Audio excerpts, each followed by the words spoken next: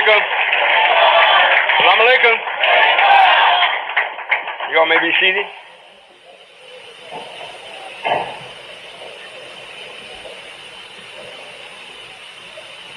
I want to thank you all for inviting me here. Last time I was here, it's been somewhat of an improvement. It really is encouraging because of the things that we're doing and the opposition that we're receiving. It's very encouraging to see someone doing something with what they have instead of getting it and waiting for me to do everything and they say, well, hey, Father, when you going to do it? When I see you all actually in motion, it makes me want to do more to cause you to be successful. I thought I would talk to, do we have any visitors? We got some visitors. All right. I want to speak to you now, and I hope you're at home. Don't let what you're looking at deceive you. So whatever's on your mind, those that have not been with me or don't know anything about how to determine what is and what isn't, I'm your man. And I'm at your service today to give you and share with you whatever is on your mind that you need. I'll open up the floor shortly. You'll be able to come to the mic and ask your questions. And I most certainly will answer them. I've been doing this now something like 7 years. And I haven't had a question yet that I couldn't answer.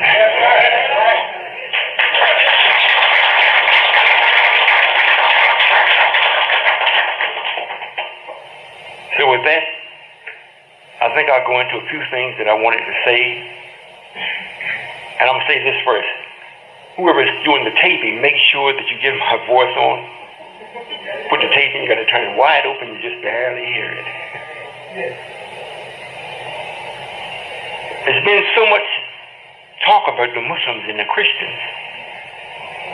We don't speak too much about Judaism, but the Christians and the Muslims, that's what we're mostly in or tied up in.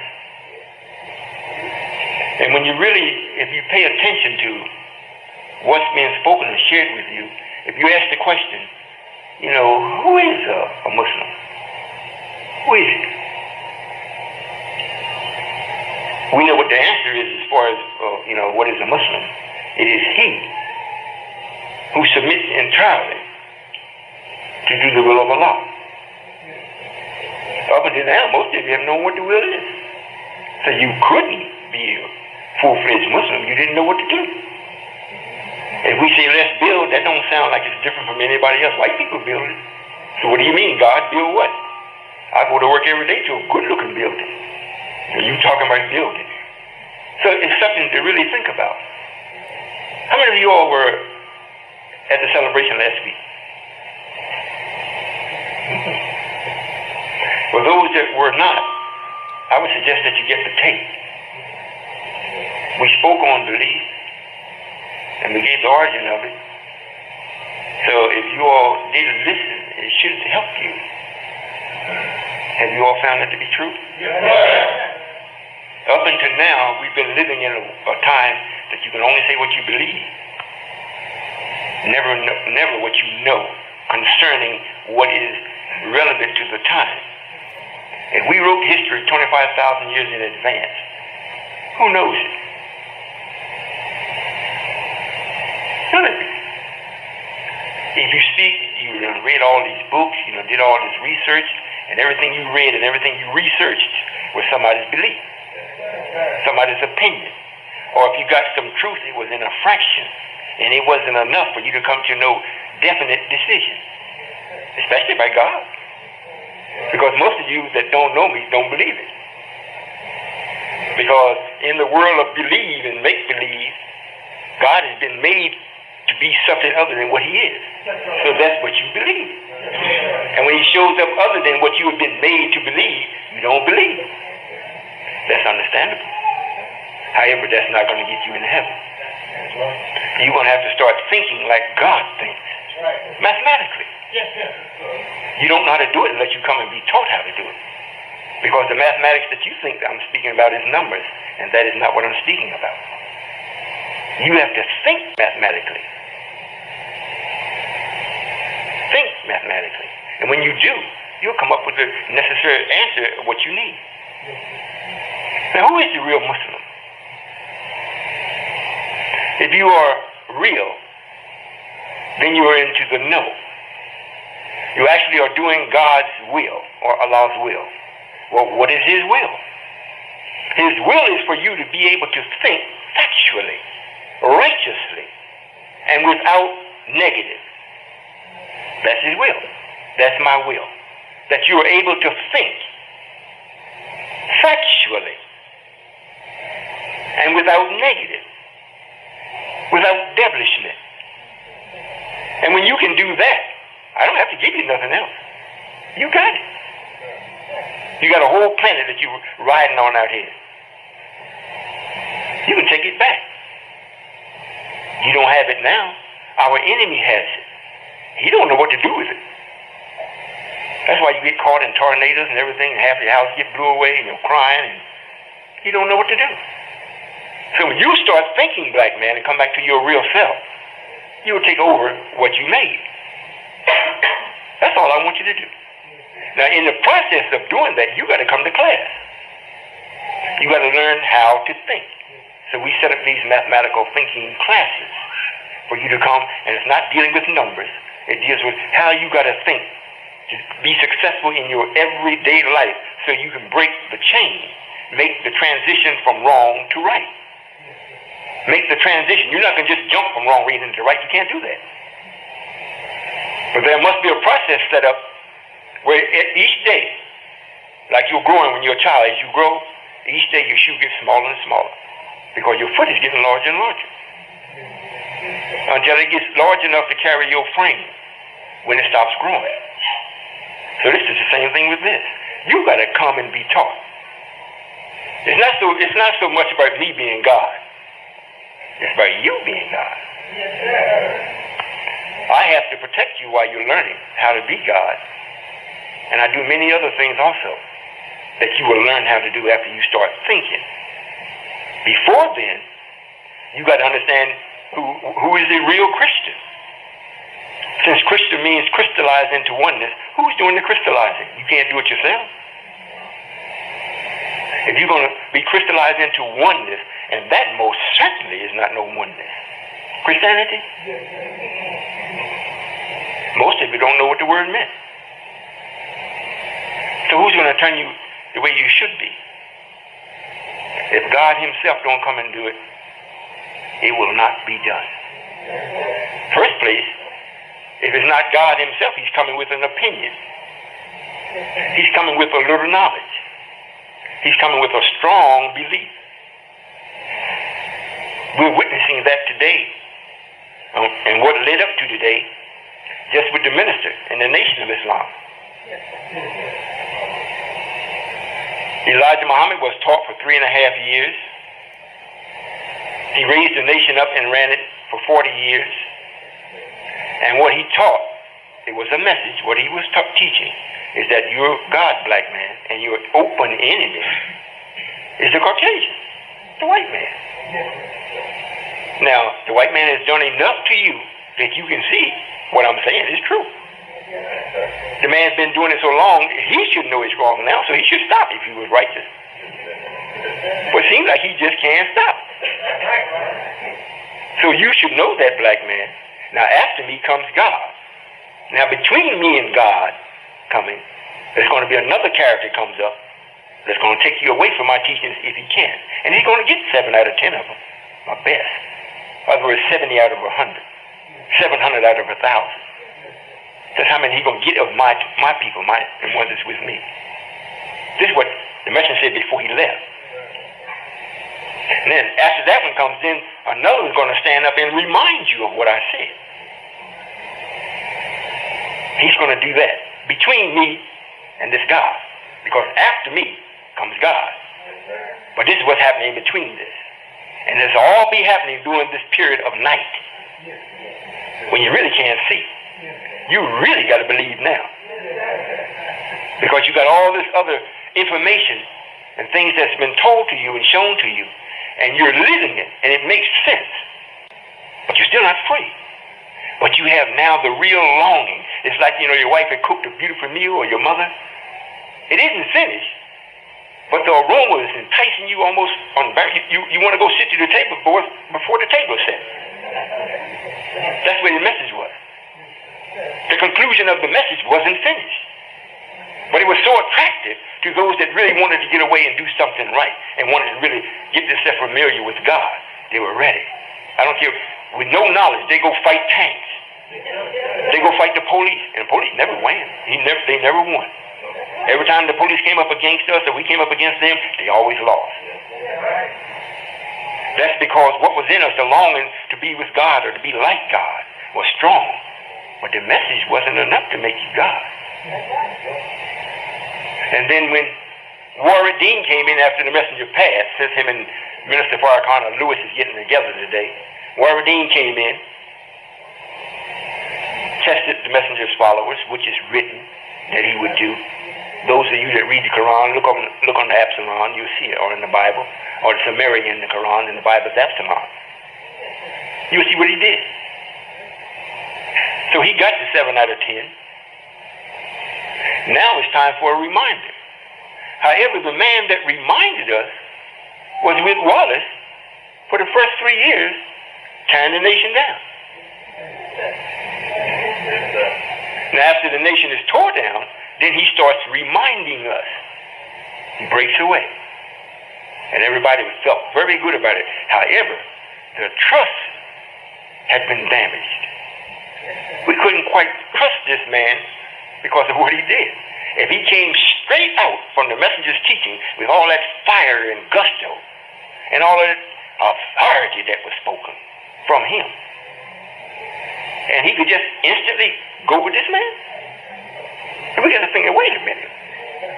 We got to wait and see about this. Now, neither one of them say they're God. Warren Dean never said he was God. He didn't say he was God. He said, I got a job to do. It's not a good one. I don't have much time to do it. But I got to do this job. He did it. Then the minister stand up. I'm the minister, the representative, the national spokesman for the Nation of Islam. And Honorable Elijah Muhammad. He never said he was God. But the messenger said, after me come God. Where's God? Where is he? And in between this time, 25 years, we usually write our history 25,000 years in advance. But since we're thinking so quick now, maybe we took it down to 25 years. So the 25 years is up. Yesterday, wasn't it? 25 years is gone. Now, as it was in the beginning, here comes a man all during that time was operating on strong belief. And to show that his belief was in error, he went back to what he started with when the messenger passed. You think about it. If that was the intention of me or Allah or the Supreme Being, why not start off with that? Why start off with something else, go do something else, and then come back? That's confusion. Why couldn't God start off the way he wanted it to be? He's got enough power to do it. And go that way. But you don't think mathematical. You think from feelings, your emotions, your love. White folks don't never do that. They say, hey, we like you, but we got to cut your throat, man. You know, the law is so and so and so and so and so. We are tied to the law. We got to go by the law. When I seen him on the prison, they kind of got to get his lethal injection. He's talking to him, holding his hand and everything, but the man was sticking it. You see? If it was us, oh, he's changed. We're not. And you get got every time. And it's proof that you got, you've been got, been had. When the messenger was here and spoke what everybody called hate, you seen progress. Matter of fact, the reputation from him, people still fear it. Then when the nation is supposed to come back into existence, you don't so much as fear it as you dislike it. Because you don't see no progress. You hear a fiery orator. That's all. You might say, well, Solomon Allah, since you Allah, what are you doing? I'm changing your thinking. I'm making you where you won't have to follow nobody, not even me, because I don't want you following me. I don't want to look behind and see everything that I got is behind me. I want to look in front and see somebody. I want to look on the side and see him behind and somebody behind me, but they ain't following me. Until now, you haven't got to be that way. So it's my duty to you that I suffer your ignorance until you learn.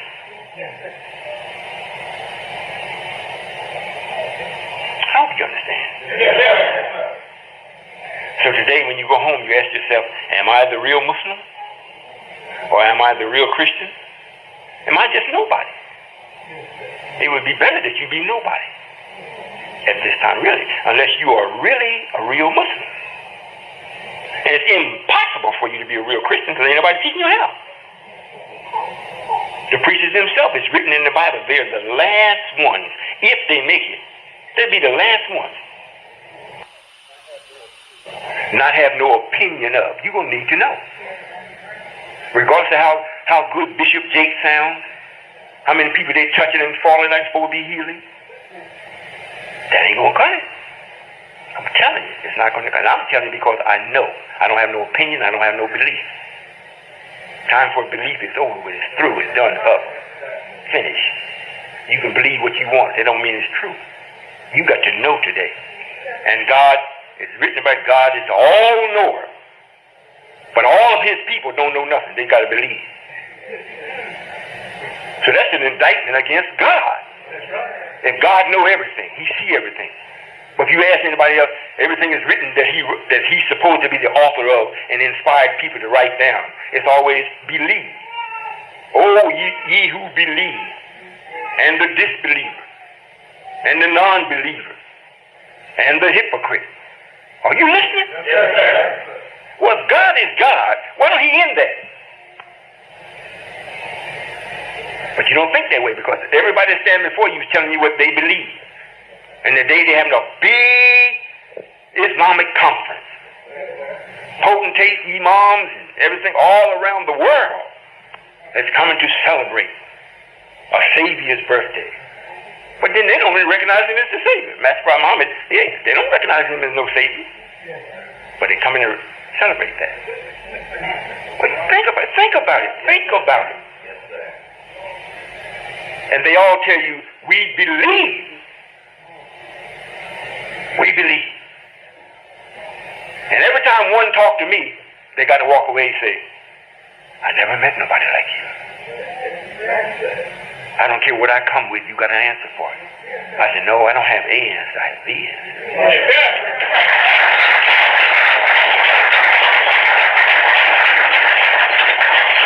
You know, to fully enjoy this or to experience what I do and what I know, you got to participate.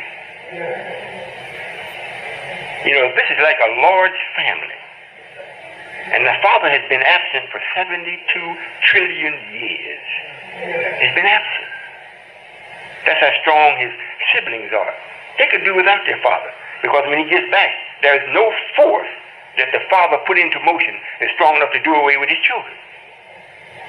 If you pass this on a systematic basis, you always come back. So when he arrives, his best is always there at the door to meet him. And to bear witness to it, I didn't come for just any old body.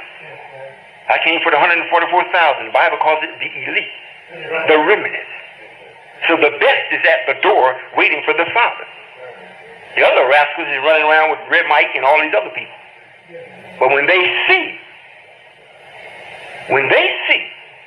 the person that they hold high in their esteem cannot give them or do anything for them, and there's no difference between them and you, then you're going to hurt your own self.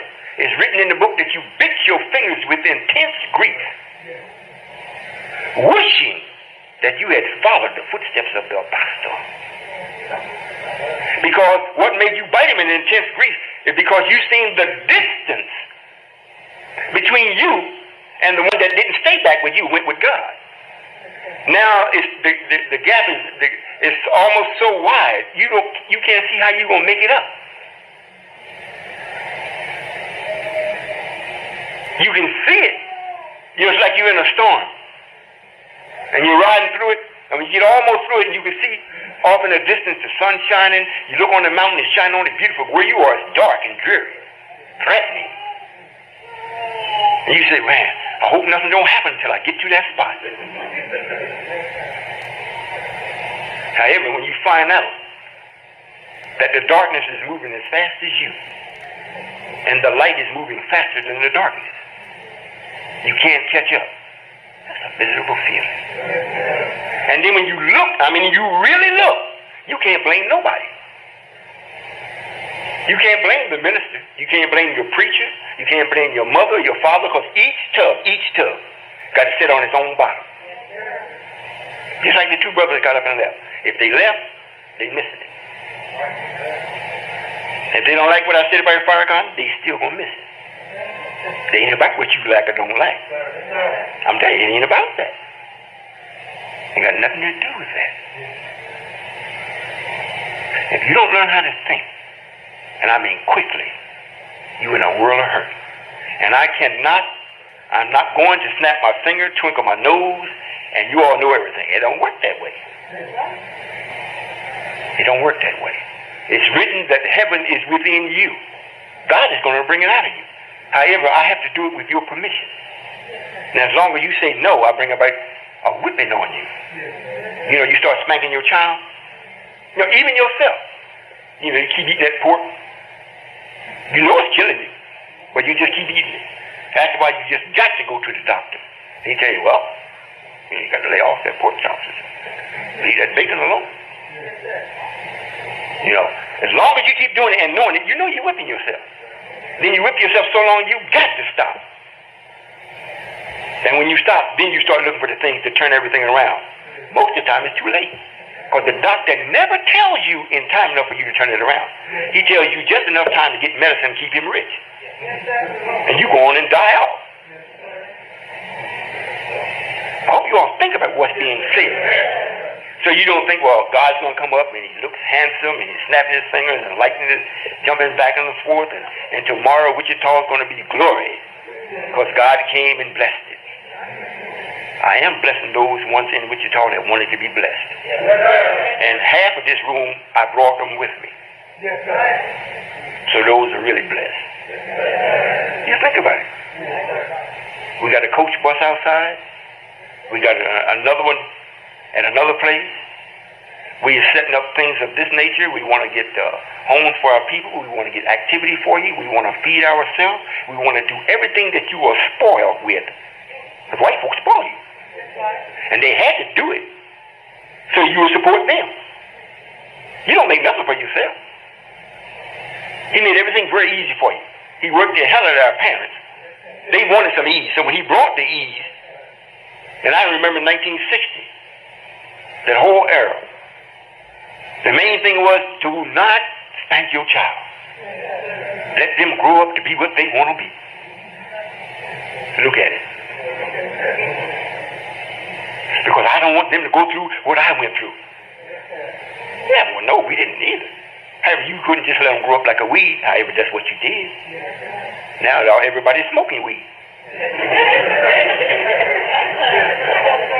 And if you don't think that you can get away with it here in the United Nations of Islam, you don't come. I know what that man's saying is true, but I'm not ready yet. When I conquer this habit, I'll be ready. You will never conquer it.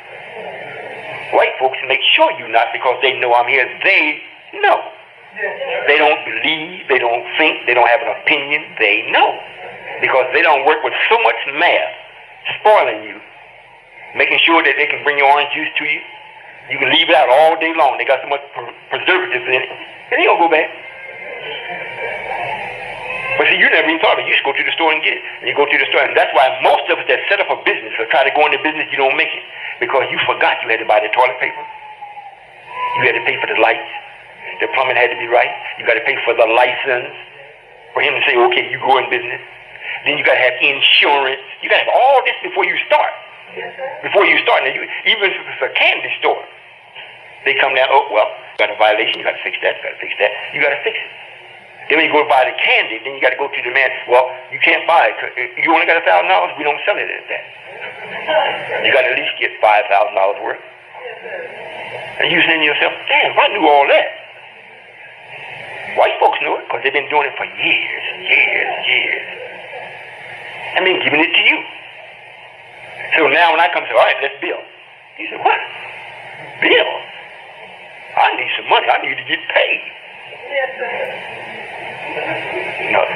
What you're saying is you want some money to pay white folks. You never want to get paid. Because if you build your own, then you get paid. So you see how we've been brainwashed under what we believe. Now, since you can't do it, you say, let's run a business with no overhead. The only overhead we have, are you listening? The only overhead that we have is the fear of getting caught. Then if we get caught, we'll just be housed for a while and taken care of. So let's sell our people some drugs. We'll be our own entrepreneur.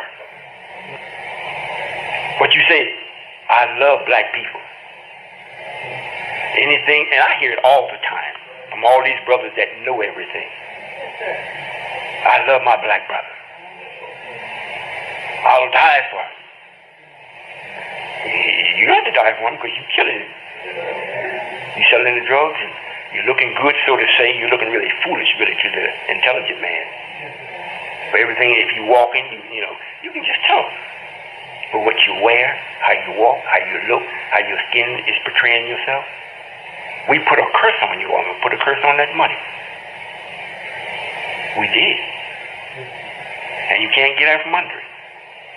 So when the cops see you, most of them are not astute enough to really tell the difference. They can tell something, but they can't really tell the difference. So they just stop you in and check you. Even if you don't have it, they're going to find something that you're doing wrong because you're just wrong, period. You're doing nothing. You're minding your business, going down the street, they stop you and check you. Oh, you were wanted. You didn't go back to court. But you weren't doing nothing. When you're with me, that don't happen.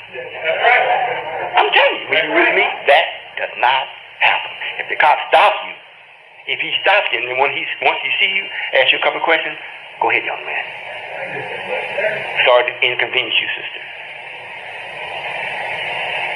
If you don't believe it, come to the mathematical class, check us out, and try it. I love to do it that kind of way. But if they say, well, you God, I need some money, what is the number? Hey, if I knew it, I'd play.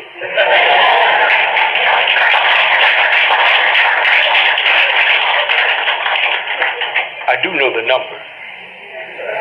However, it's not supposed to be gotten that way. If you can recall, Solomon already had the money. The Lord gave it to him. And it was to be dispersed amongst the people that knew God and loved God. And Solomon was to make sure that these people suffered nothing. They were to be successful in all of their endeavors. In and out of their affairs, they were to be successful. And they slept good every night. And it never rained on them in the day. Never. It's beginning to be that way. I've been doing this for 7 years, publicly. The first time I came here, I think we had about 10 people. Now, the place looks different. It seems to be filled up. I don't see so many attitudes as I used to. I used to have the minister come out and speak about me, and when I break out, the whole audience said, like they see a ghost or something. How could he? Now they don't do that. They might say, and they listen. I hope I'm not born again. Because this is me. This is really, really, really is the supreme being. I am supreme. I'm the best of what man is. Only because I have something that you all don't have. Or let me put it this way, you have something that I don't have. And that's negative. I don't have it.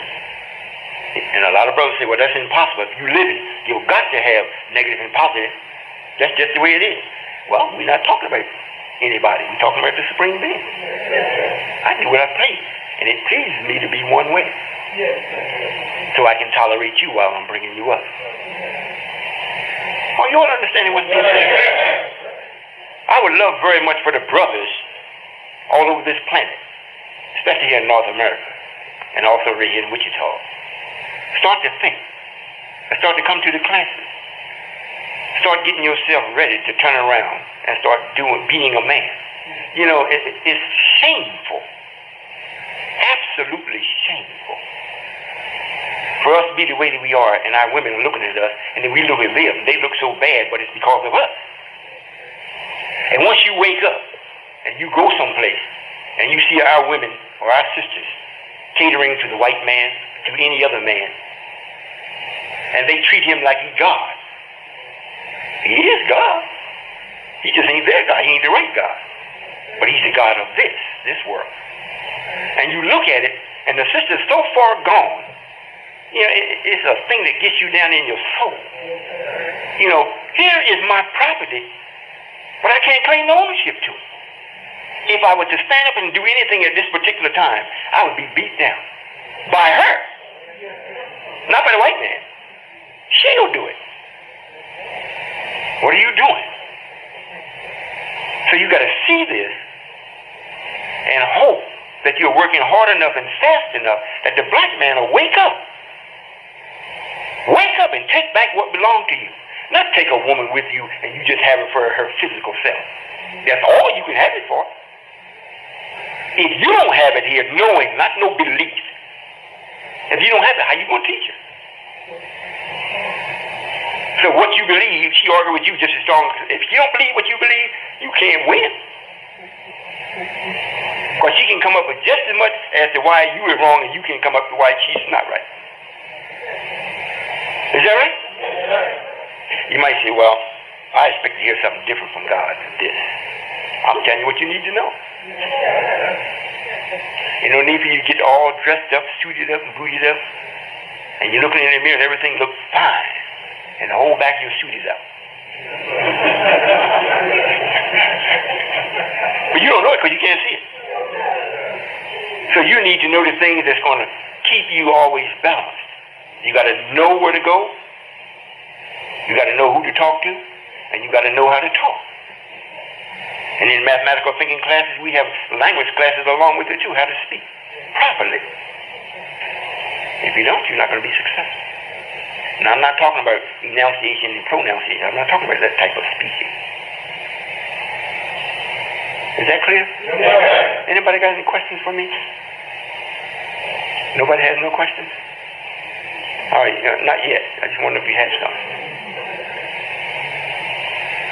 Before you do come up, I would like for you to think on what you just heard. Because most of the time, I have a difficult time in my own thinking how to relate to you. Because I got to find out where you are. And if we cannot start at equal or a base, the things that I say is going to go over your head. You're not going to. It's not going to mean anything to you. You think that you wasted your time. When in fact, there's a lot of things I would like to share.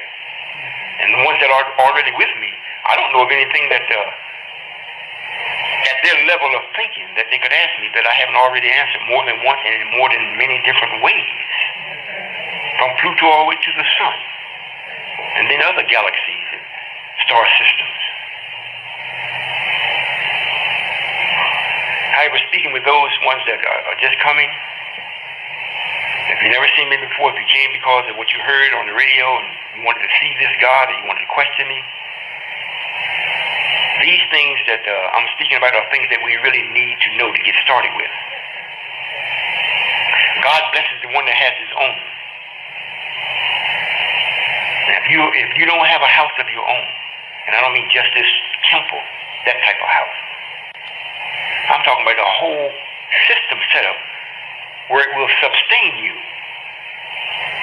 You have food, clothing, and shelter, and you have it in an independent way.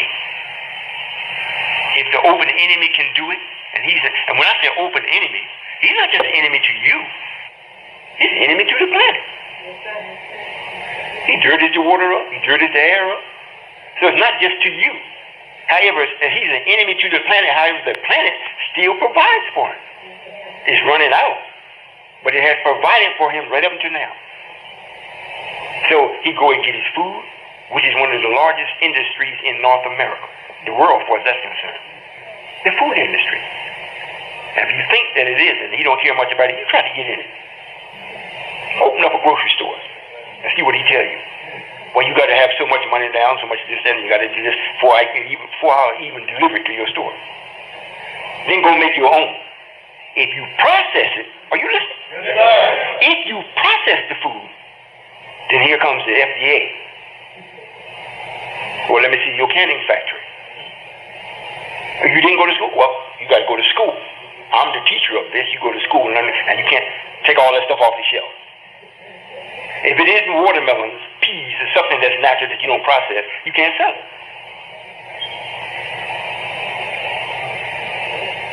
And what black man is producing enough in quantities that he can supply a store consistently? That's just food. You ain't got the clothing yet. In other words, you can't get off the mother's breast because you set up no system. Now, to make your clothes, if you're going to be intelligent, you should have clothes. We didn't want to taught the Caucasian why he should wear shorts or underwear. Yeah, we did.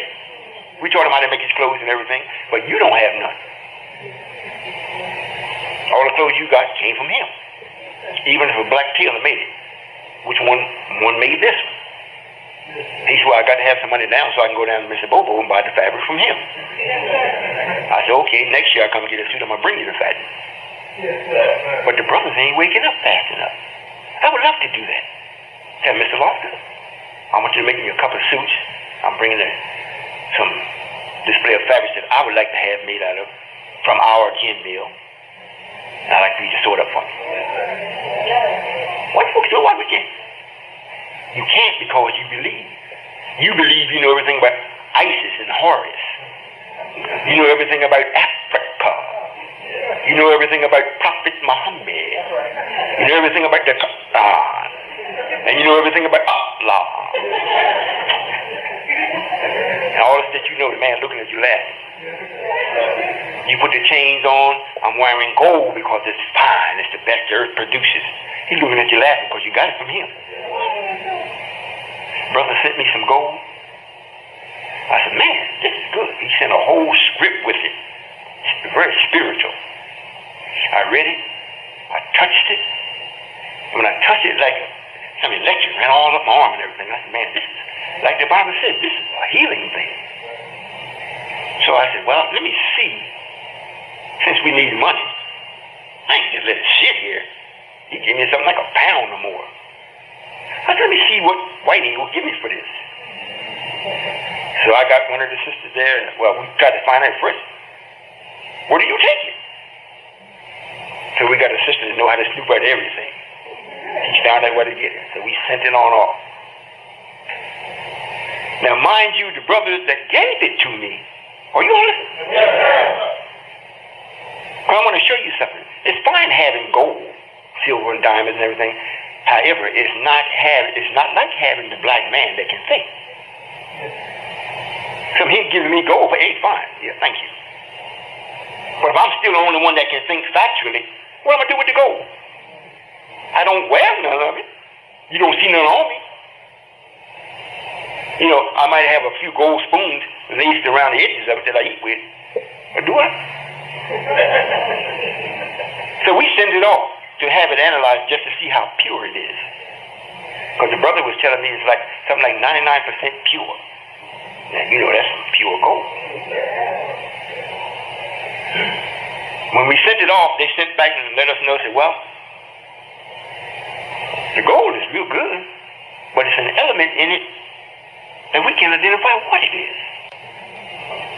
Now, when he gave it to me, I said to myself, now, look, here is some, in me being made aware of what I'm to do.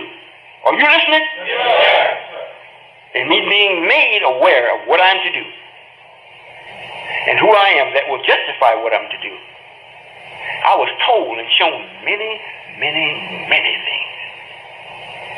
And one of the things I was told that I would be given things from other planets. So when the brother was telling me from this description of what he sent to me with the gold, I said, this sounds like he's talking the language of another planet. And then when I touched it, I said, this ain't just any ordinary gold. So when we sent it to Mr. Bobo and he analyzed it, he said there's some type of a metal or whatever it was that was in it that they have never seen. So they didn't know what to do with it, so they sent it back. I still got it. Well, I want the black man to be the same thing. You got it in your head, brother. Something that nobody has never seen. It's called the kingdom of God. And you got the God here to make sure you bring it out. So because it must be seen. You would have to admit, if you have any type of knowledge at all, that this world, regardless of how well it says it's doing on Wall Street is not determining the size of the storm. It's not determining the different adverse weather that we're experiencing. So if they make $40 billion per second on Wall Street, it don't mean nothing. It don't mean nothing. The time is up for it. It's time for you, black man, to come alive. And it shows that there is no need for money. There's need for accurate thinking that gives you power to do what you think. And this is how we take everything back. Are you listening? You might say, well, the man might be close to God. I ain't going to say God. But this is how you do it. Once you get your own system set up, and the system has got to be a right system. Just by the system being right, it automatically stops everything else from attacking you. The only thing that they will do, they will come to investigate and try to see if they can find something of themselves there, meaning wrong. If they can't find it, they have to back up and try to inject something that will entice you to do wrong. Then they can step in with their laws and take over. So when we have magnified the system that I have in place, I'm not getting started, we have it in place. We have food, clothing, and shelter. It's small. And we got a system that we're working with. Now it has to be magnified like it is in the prayer, which you're taught to pray. For surely, Allah, thou art praised and magnified. So we got to magnify the system. Then in doing so, automatically law comes with it. Are you listening? Automatically law comes with it, because if you're going to set it up right, you're doing it based on the natural laws that's already here. So you're already in the law. The law that nobody can deny. You can't get away from it. You may be able to lay back for a few days and don't do it. But then the pressure mounts. The pressure comes in. You end up doing it. When you start operating that kind of way, then you say, you make a law, say, look, there will be no more devilishment done on this side of town. The whole town starts straightening up. No more papers dropped on the street.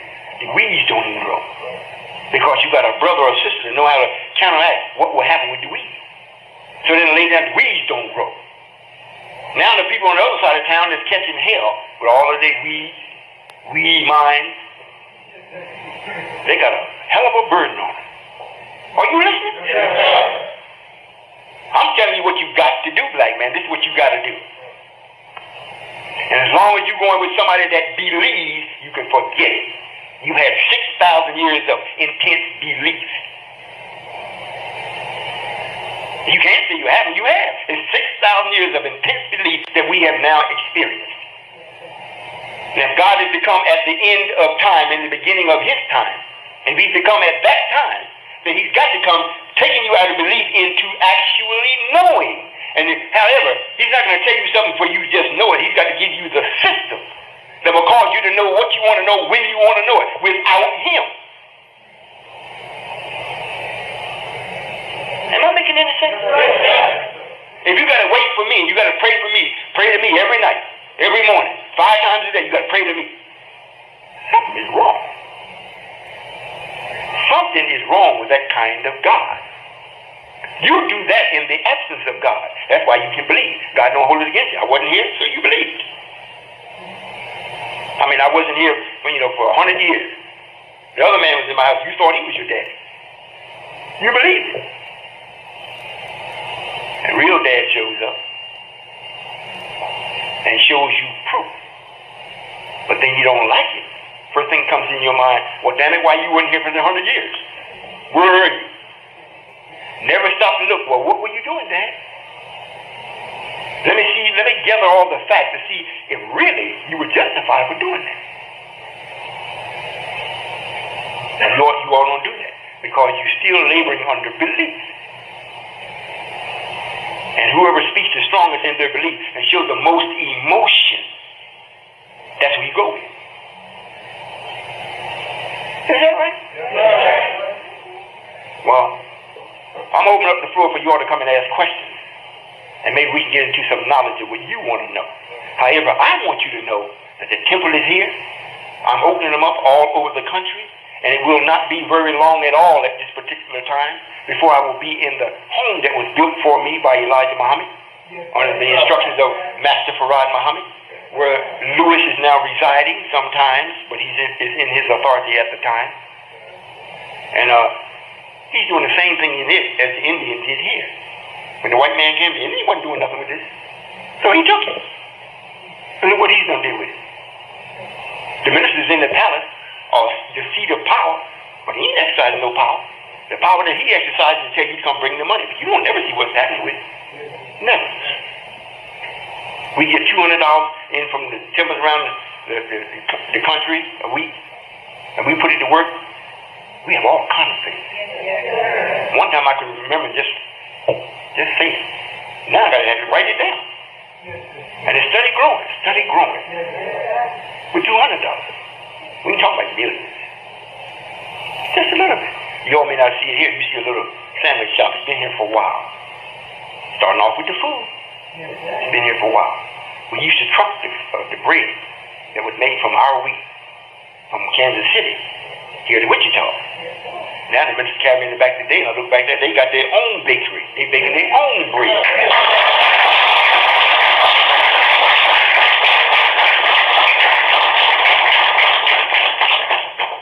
That's wonderful. Because he is not operating on belief. Those that are with me, they know that I am the supreme being. They know.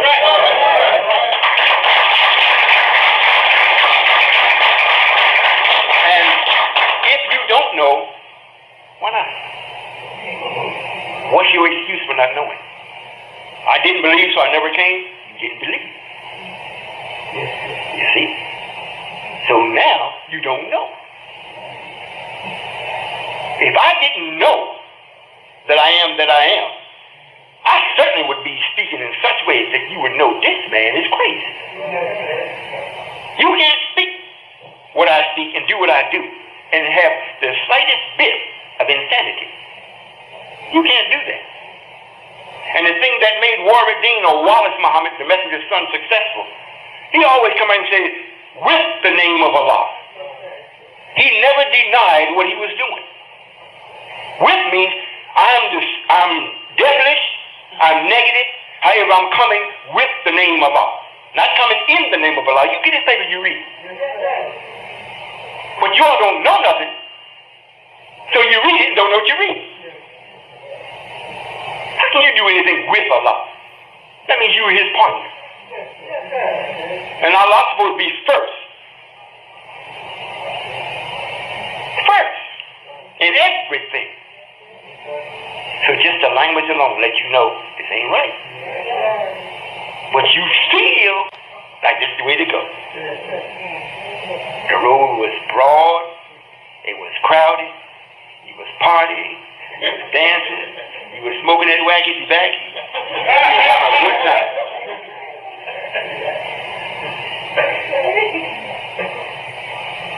And at the same time, the real building was being done right before your face. And a lot of you is going to come to the door and feel so ashamed, you're going to walk away and lose it just from feeling shame. I'm telling you, if it hasn't already happened, it's going to happen. You shouldn't have to, but this is going to take place. I'm going to let y'all ask some questions. So maybe you won't go to sleep. You won't feel too bad. You'll get what you want to know answered. I would ask you to do this. When you come to ask the question, expect to receive the answer. Do not waste your time to ask me a question in such a way to cause me to think that I missed something. You're not capable of that. I'm not saying it's being boastful. However, you're not. You're wasting your time. If you're going to come and ask me, what about so-and-so and so-and-so, and what took place and whatnot, in a way to show me what I'm saying can't be right, or I cannot be who I say I am, you waste your time. If you have a question that's going to make you more wiser, ask it. Not to show me that I am not what I say I am. You waste your time.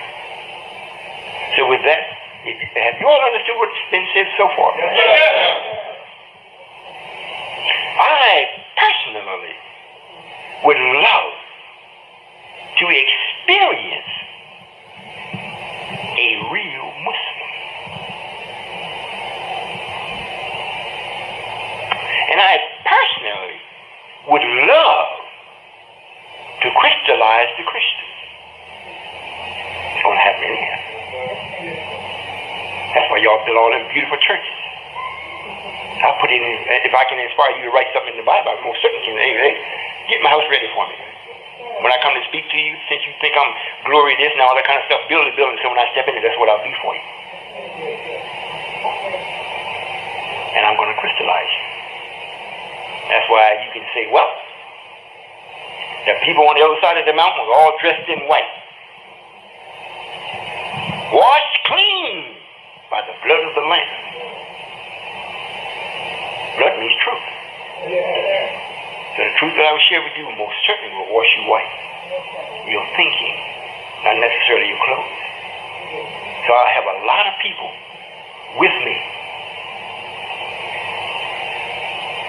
I have a lot of people with me. Only a few going with the Lord. So by you being with me, you're going to catch some hell. Because you don't believe. And when the hell stops, your belief stops. As soon as you stop disbelieving and start knowing, your misery stops. Now that should be easy to equate. You've been here, I mean, us as a people in this part. And I heard the minister saying, that Abraham was told by the Lord of this angel that your seed is going to be in a strange land that don't belong to you. There is no such thing as land on this planet that don't belong to us. However, this is what this means. There is nothing that we have done physically on this part that we can claim that we have been active enough to claim ownership to it in a physical way. So it don't belong to us because we never did nothing on it and never did nothing in it. That's what that means. Now, even we say, well, the Indian inhabited it, he didn't own it, because if he did, he would have kept it and he couldn't have lost it. But since we didn't own it in that way, we didn't put nothing on it other than just the land itself. We didn't mind sending the ones that were supposed to be made new, the seed, bring it here. We didn't mind sending the rebellious Indian, since there was nothing here, we send him here. And we didn't mind after we let the white man or the devil loose after the 1,000 years, we didn't mind letting him come here. So there was nothing here. So everybody had to start from zero. And so when everybody started and they completed their thing, I come up with the same zero here. And it come to get you, black man, that's new. You don't have no ties to Africa. You don't even look like them. They got a different kind of blackness. They got a different kind of dullness in the eye. The teeth is even different from yours. Everything about you is different. You got a knowledge that they don't have. But you don't know you got it. However, my duty is to bring you out of this condition. Not so much this land, however, that's going to take place also. However, to bring you out of this condition right here, where the world will see the only way that this could have been done, God himself had to do it. Because I'm the God, this is the white man speaking, I'm the God of wrong. And my God, my master, the one that I serve is called Satan. And he has made me to experience power on all parts of this planet. That's why I have the ability to offer Jesus. If you just come with me, I'll give you leadership. I'll make you a king over all this. And all that he was showing, he wasn't showing them the land, he was showing them the activity that was on the land. Because Satan didn't make the land. I hope you understand what I'm saying. I hope you understand. And this thing that's taking place today is supposed to be worldwide. On TV, satellite. I'm down here. Few people here. And from, I don't know how many of y'all have listened, got any of the tapes of mine. If you have and you listen at 1 or 2 or 3, what is it that wasn't said on the tape that was not attractive enough for one person that is a leader not to invite me and to investigate me? Is it that they know the language is what's being spoken is superior? The purpose and the aim of what I'm putting out is superior. The will and the authority that I deliver it with is superior. So if they accept it in their mind, it's their end. And who wants to come to an end? Unless you choose it. So let's ignore him. That's what the book said. Adonijah, Minister Farrakhan, and Minister Lewis called everybody to the party, except Solomon. And a couple more of King David, his father, mighty men. He didn't call them. Adonijah is the minister. You read it, you'll see it. So we are living this. We're actually living it. And those of you that just rub you the wrong way with this, you better get used to it. You know, it's like drinking wormwood. And if y'all don't know what it is, go to the health store and get some. And I guarantee you're going to frown your face up when you drink it.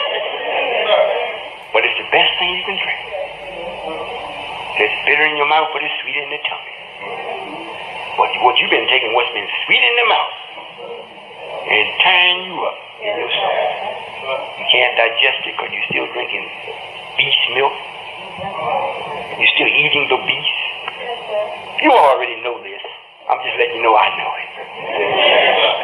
So if we got any questions, I'll be more than happy to entertain or to give the answers to the questions that you have. And the sisters, you know, this is another thing too. I don't know if I'm going to start it here in Wichita, the series on the sisters. You all have a glorious, glorious, glorious origin. You know why? Because we're the author of it. And you don't know it. However, when it's first presented to you, you may become very upset with it. That's dangerous. Very, very dangerous. I may start here in Wichita. Not today.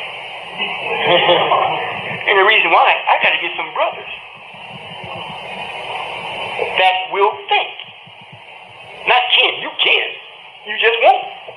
I need to get some brothers that will think. So when this is put out, when you actually know what you made, and then look at it and you say, well, damn, it ain't doing nothing I made it to do. Nothing. The only thing it's doing what I made it to do is breathing. After that, that's it. But then you can't charge it. You got to look back at you. So if you're not thinking, why should I even say it? If you're thinking and I say it, then you say, oh, I know what to do to change it. I got you, baby. But now you're looking at me with her. Why you say it like that? The black woman is equal. And especially the ones that come out of the camp of the Nation of Islam with the minister. My sister telling me they God. You know, black man, you came from the womb of a woman, the womb of the universe. Well, when did the universe get to be a woman? Because you ain't thinking, black man. You're not thinking. You still believing the man that speaks well. Believe it. And what book do you want to just keep reading and you get everything from a book? Every time you read the same thing. The only way it will mean anything different to you is what you have experienced. Why not experience the truth and the formula of truth? So you don't have to read nothing. You got your eyes open. It is not to be focused in no one point for you to gather some information. Reading and writing is a system set up for a man that has not the ability to obtain truth and hold it. So we allow it to be written. So when he forget it, he can go back and read it. And it's never absolute truth. Because it would kill it. Are you listening? Get the tape and go over the few little things you hear me saying. If we allow this world to have absolute truth, it would kill it. Because it could never justify its existence. So it would have to go out of existence. Just like darkness has to go out of existence when the light comes. Same thing with this. So if God's not here, and we didn't give him the absolute, then this gives him an opportunity to live until the absolute shows up. When it does, he's finished.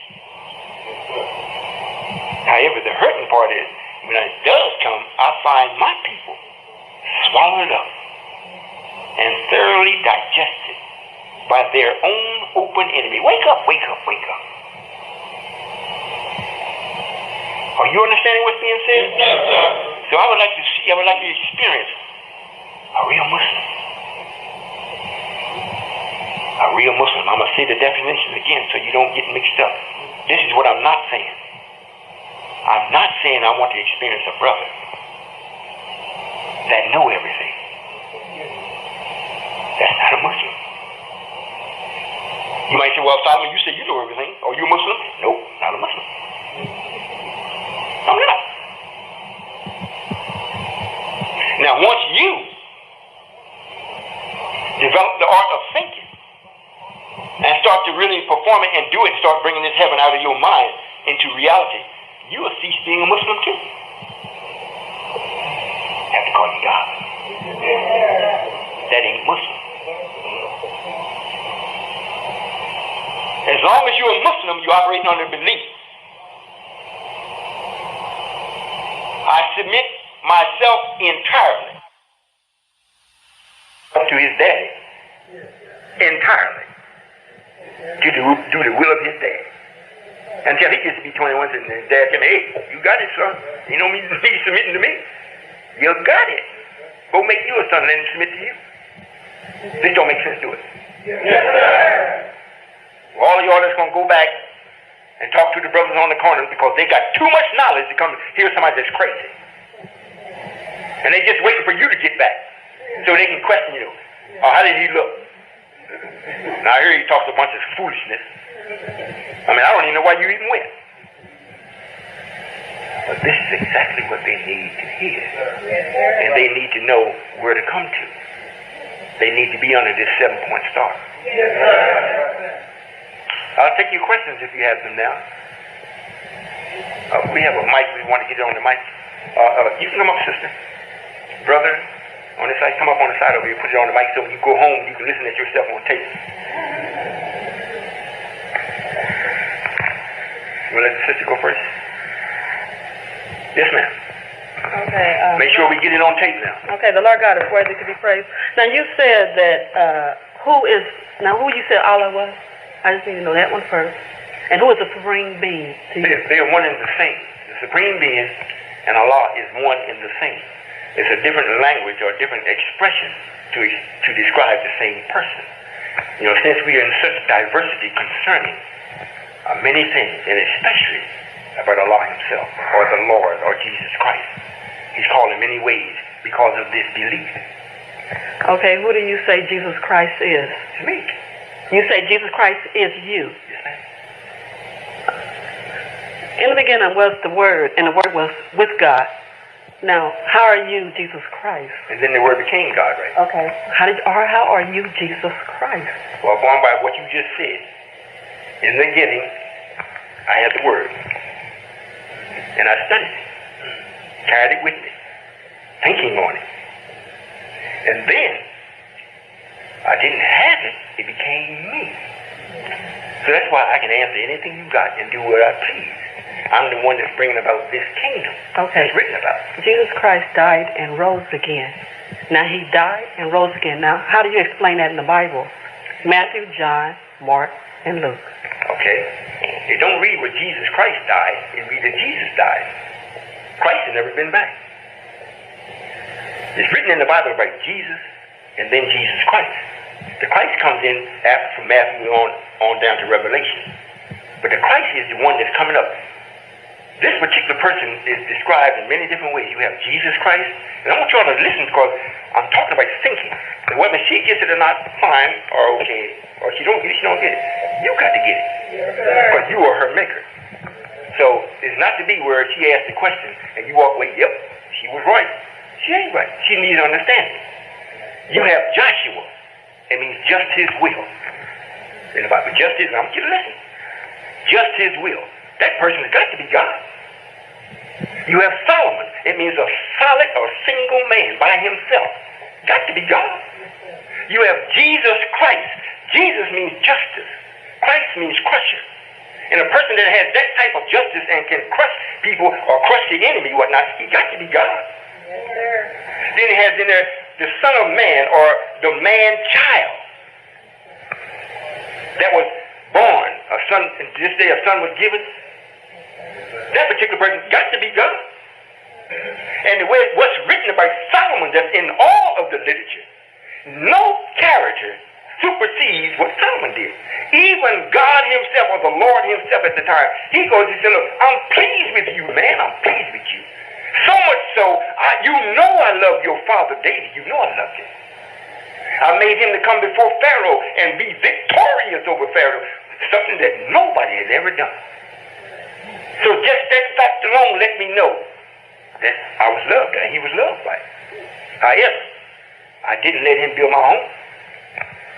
Okay, wait a minute, I want you to get this. I commissioned Solomon to build it. In other words, I'm painting a picture so you will see. Everything that's written has been written to confuse you. Truth is there, but it's there in such a way that you can never get it where it is definite.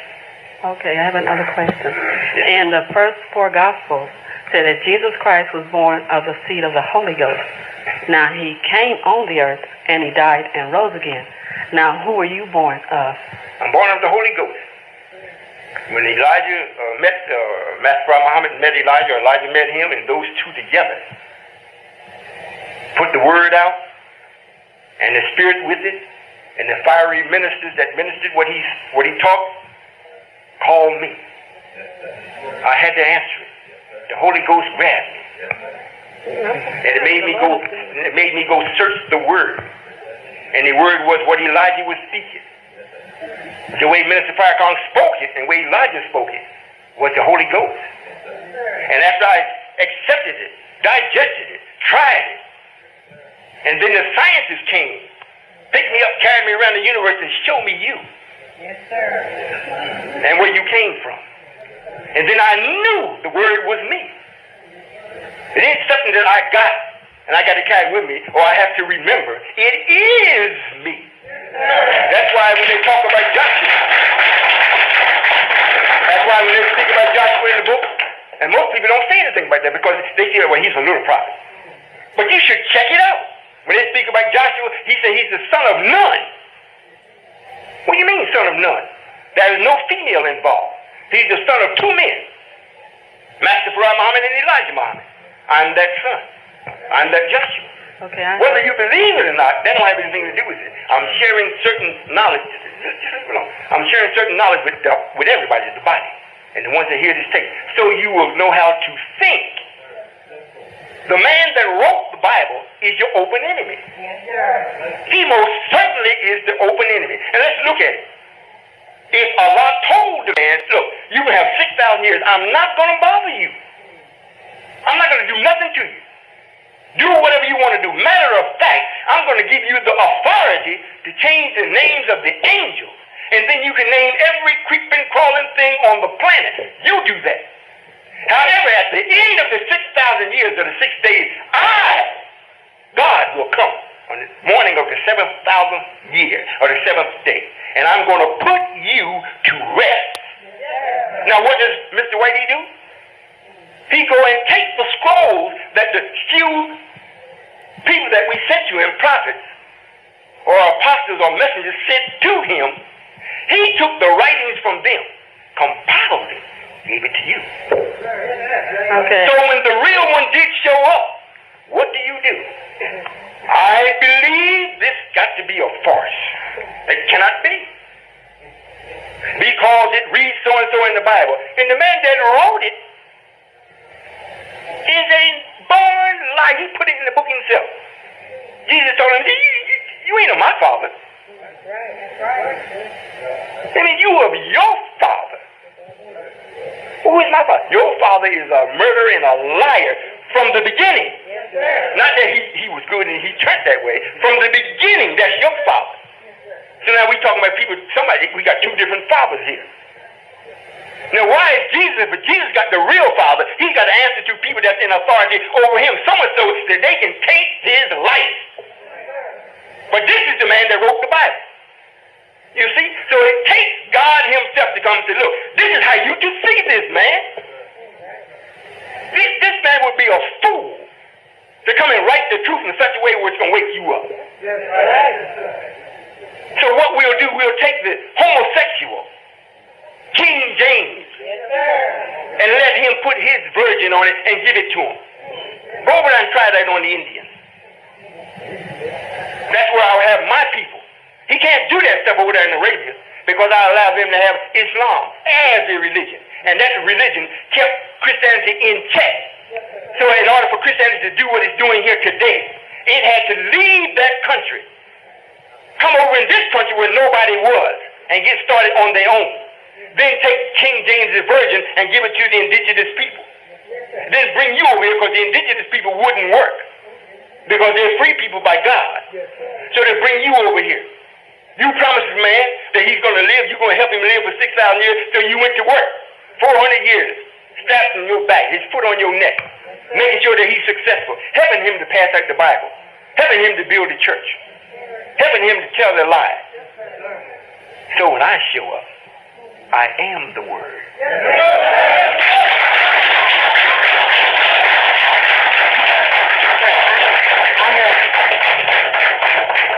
I have one more question. When you pass on, do you die? Are you immortal? Can you die? After death is, judgment. Do you die? No, ma'am. You never die. So when the rapture takes place, do you believe in the rapture of the church? The rapture is taking place now. Okay. Do you believe in the Antichrist?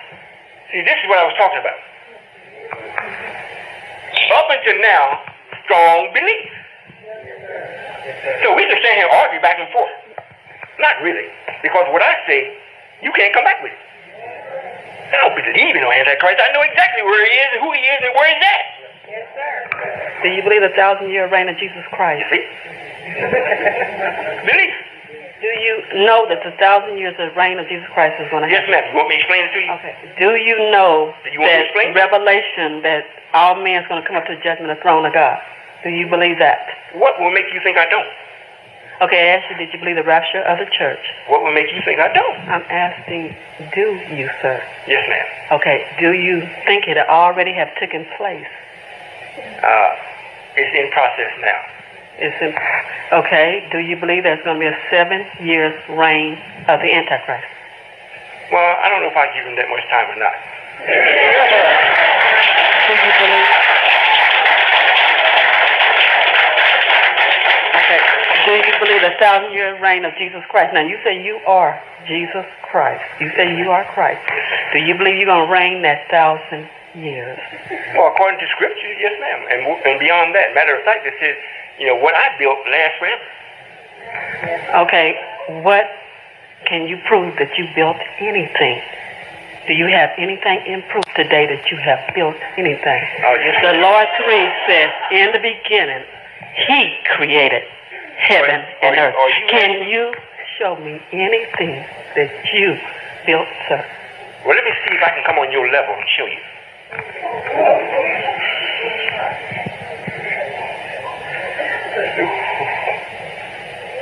For the mere fact that I have got the attention of our open enemy in such a manner that he cannot point at me and say anything is wrong, and I have a system up and go in, food, clothing, and shelter, and if you do not see it, it's because you were not there when the seed was placed in the womb. All you got to do is see the stretching of the mother's belly to know something has been placed there, and it wasn't placed by this world. You have been sitting back with your eyes blinded in the night, thinking and hoping and believing in this spooky Jesus Christ. So therefore, when you see the belly rising, you contributed as though this is normal or natural. Oh, no, ma'am. If you want to look just what I said concerning this place here, what's happening here, and the people that is doing it, and why they're doing it, it didn't come from somebody that's got an ordinary message, an ordinary appearance, an ordinary experience. This has to come from someone that is divine, and it's got to be in time for this to take place. And everybody that is full time with this is doing this in and of their own self with no money involved, period.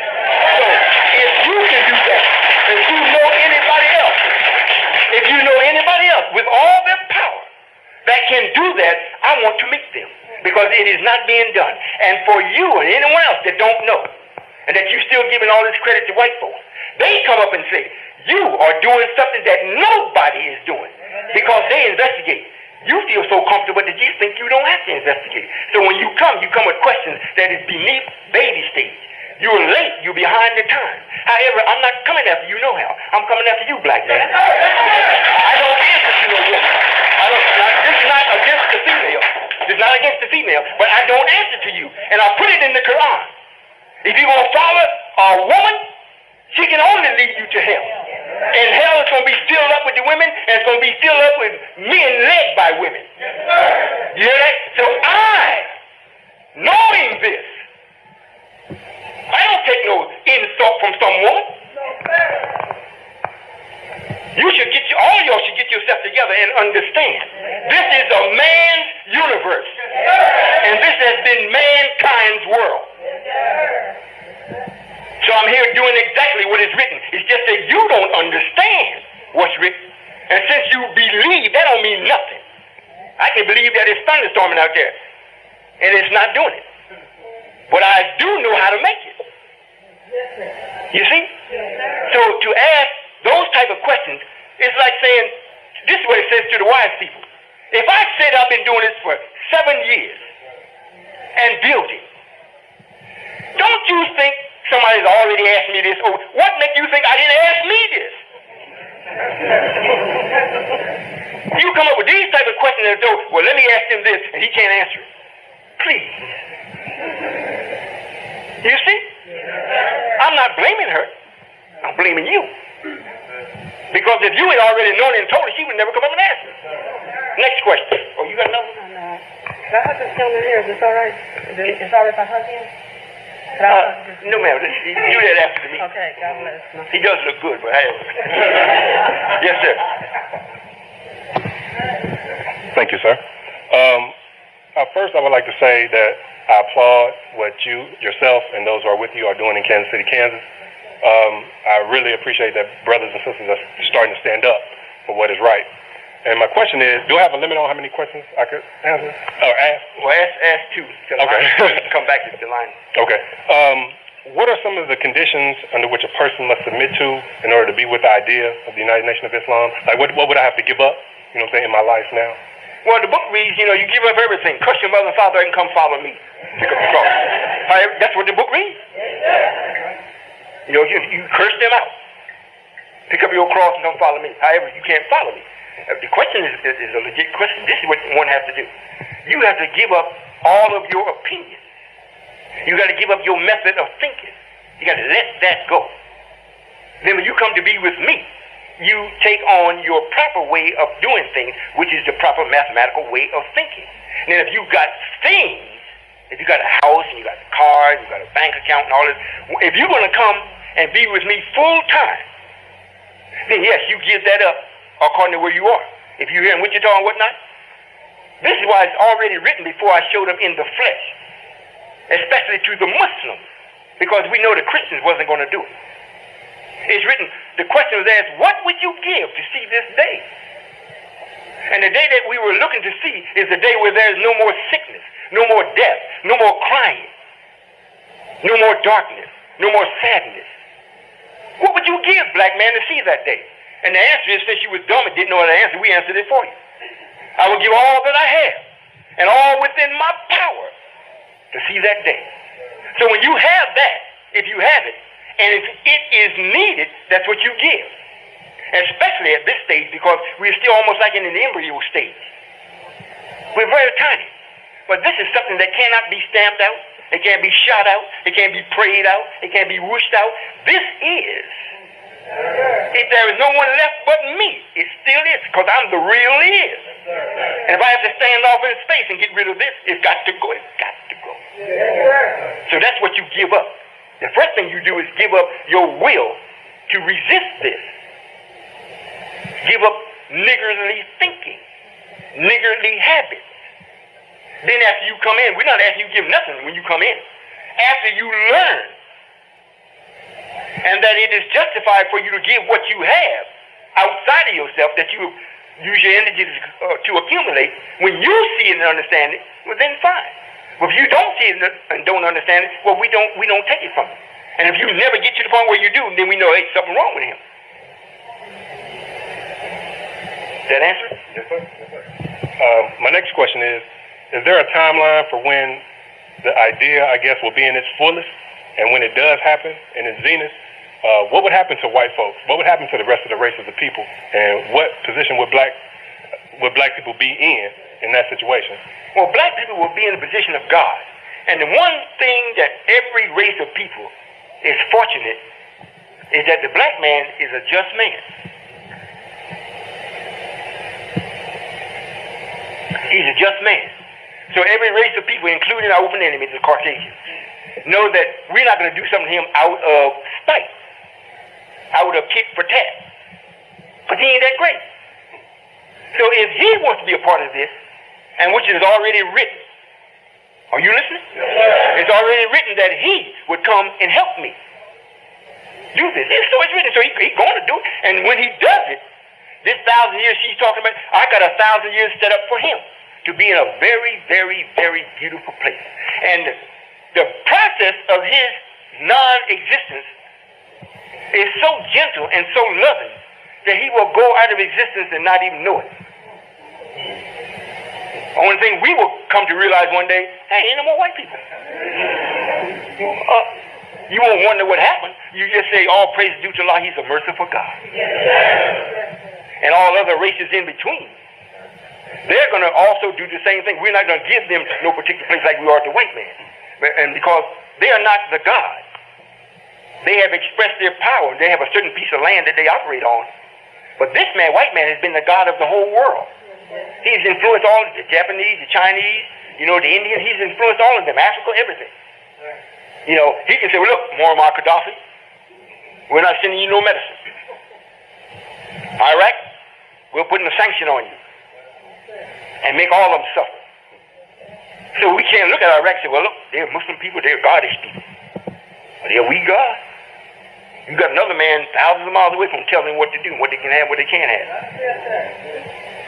You see? So we ain't worried about that. They're going to come ready. They can still live. Because they've had the word. They've had it as a religion. When they see the people that is what they had as a religion, then if they submit it just from the book, just from religion, what do you think they're going to submit to the real person? You see? So we don't have to put them no place either way and let them die off. They still be with us, like the sister was telling me about the sons of God, going into the daughters of men. That's those people. So they will eventually come right back into being black. But white folks can't come back to be black. You see, so they have to be put in a separate place. However, they're going to be happy. Does that answer your question? Yes, sir. And I'm telling you what I know. I don't believe this. I know what the place is. I know what I got to do to put them there. They're going to be happy with it. But we haven't got to that part yet. I got my biggest problem is getting you to think. You know, and the biggest obstacle from you not doing it has been Minister Lewis. And all this stop the killing. We got to come together. Let's have a 1 million man march. Let's have a 1 million family march. Well, let's have $2 or $3 million. You know, million. After having all this, you have not changed your thinking. So whenever you go to have $1 million or anything, who's getting rich? It sure is not you. Everybody that the white folks serve, you paying them. Even if you go get a bus company, if it's a black bus company, you ain't got no more about 4 or 5 buses. 4 or 5 buses is not going to haul no 1 million people. And I don't know no planes you got, black man. The only ones you got is the mother plane, and you can't summon it. You all understand what's being said?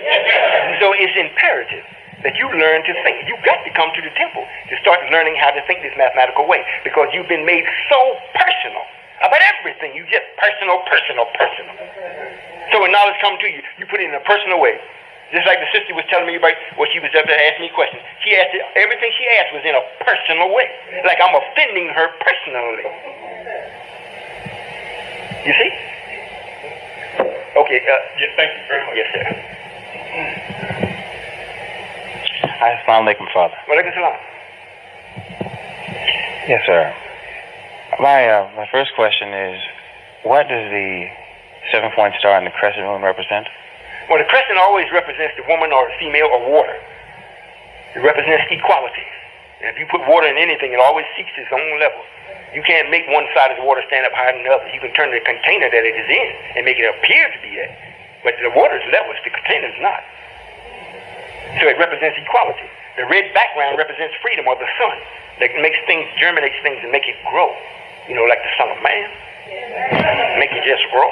and the star, the 7-point star, it means the level of knowledge in which this God or the black man is operating in. You know, there's many stars that point to the star that, you know, we can add to it as we grow in that level of knowledge. So at this particular time, the Caucasian man, as in general, is operating in a 5-point star. That's the knowledge that he's operating in. The Jewish man, he's operating in the 6-point star. He's got a little bit more knowledge than the white man. Now us, we come in, we can't operate in neither one of them and be God.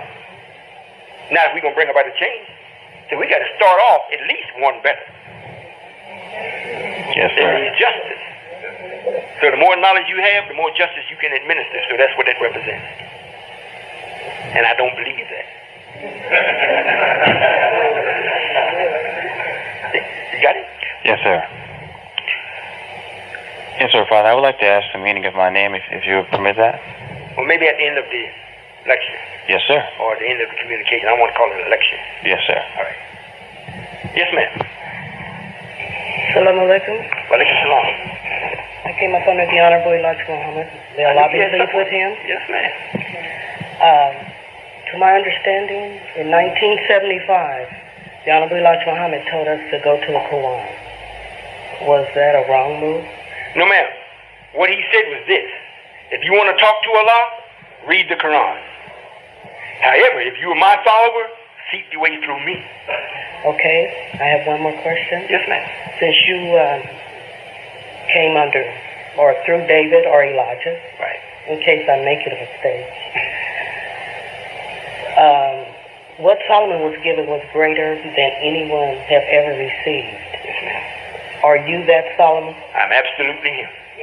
Okay.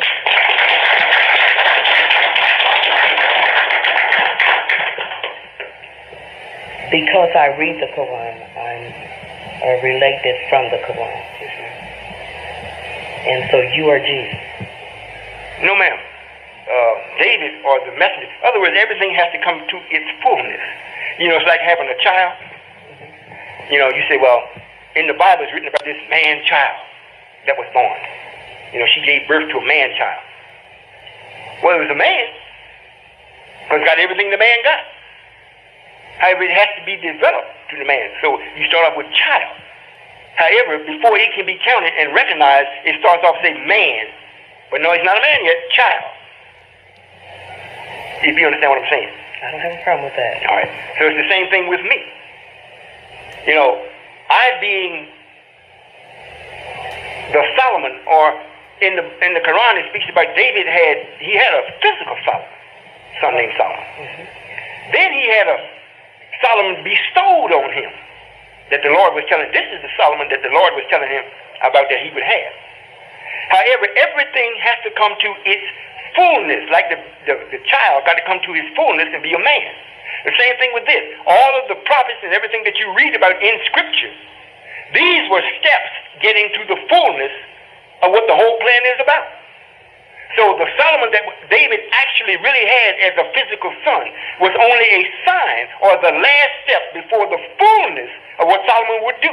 And the fullness of what Solomon would do would be the one that was bestowed upon the messenger, not from his loins. However, from that, what she said, the word of him. So that is me. And that's why it is written in the Quran that they took Solomon, we took Solomon and gave him a little knowledge of everything. Me. And they literally did just that. So you are the Solomon that can hear the ants and everything. I'm just making sure I understand. Yes, ma'am. Okay, so you are the Messiah. Yes, ma'am. And the Messiah and Allah are one. They are one. Salam alaikum. Alaikum salam. Let me say this. In order to bring about confusion, you got to put the truth out of what are you saying. You got to put it out in many different ways and act as though there is no definite to it. So therefore, it keeps you perpetually in thinking, believing, never get to know it. So I want to do something just for an example, real quick. How many of you all are familiar with this statement? If we have a glass filled half with water, or I'll say it this way, the glass have half water in it, and you were asked the person, say, well, what would you say? Is the glass half full or is it half empty? And they would say, well, it depends upon the person that's looking at it, how he perceives it. Somebody might say, well, it's half empty. And it is half empty. Others say it's half full. Well, it is half full. How many of you know the answer to the ones that I haven't told? How many of you know the answer to that? You see? Something real simple. Solomon got to come and answer. Most of you say, well, it's half full. That would be the correct answer, because if it's empty, you can't measure nothing. So you can't measure anything until you put something in it to be measured. So if it's half full, it's half full. That's logical thinking. But it's wrong. You know why? Because you always got to start off with what it is first. When it was made, it was empty. And until you put something in it, you changed it. And when you changed it, you say, well, it's half empty. That's the correct way. You don't see it, do you? If you made it and it was already full, then you took half of it out, then you say it's half full. Because that's where it started. That's the first part. Number one, you can't get past one to go to two. So when the glass was made, set before you, it was empty. Now if you're going to change that, you tell how much emptiness is still left. If it's half or 3/4 or whatever it is, that's where you go from the beginning of it. So the glass is half empty.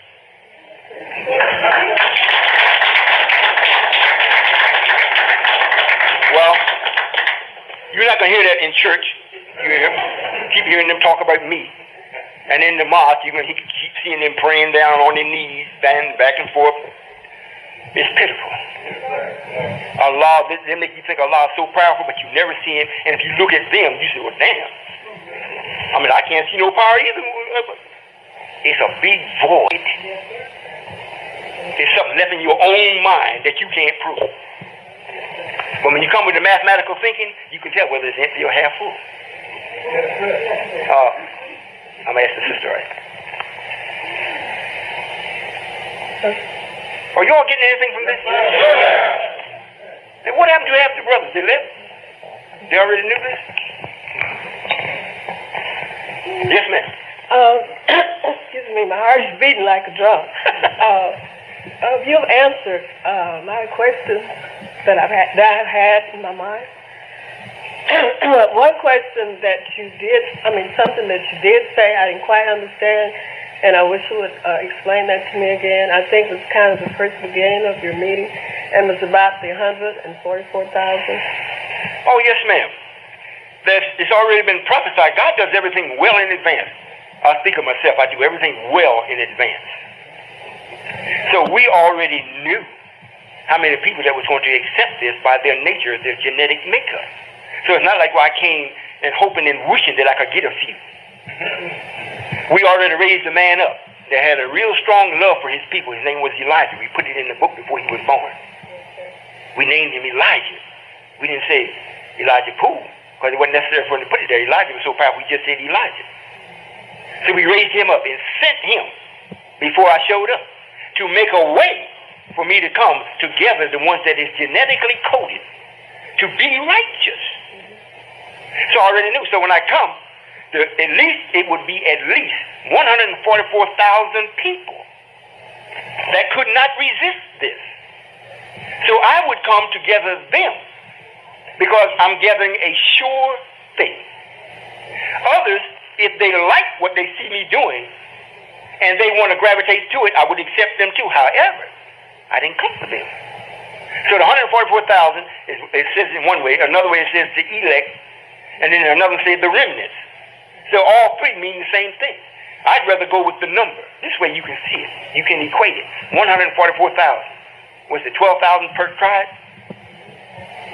So, hey, I'm not missing anything. One day I'll show you how that equates into us going to our resting place and coming back. That's fine. Thank you, sir. Yes, ma'am. No one else has been able to tell me that. Thank you. Yes, ma'am. I'm glad I was able to. Yes, sir. Greetings, sir. I am honored in your presence, and I have two quick questions.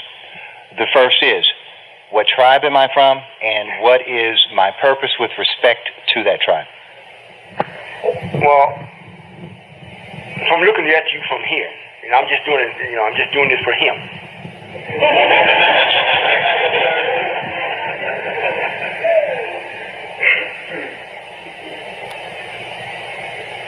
You look from here like from the 13th tribe.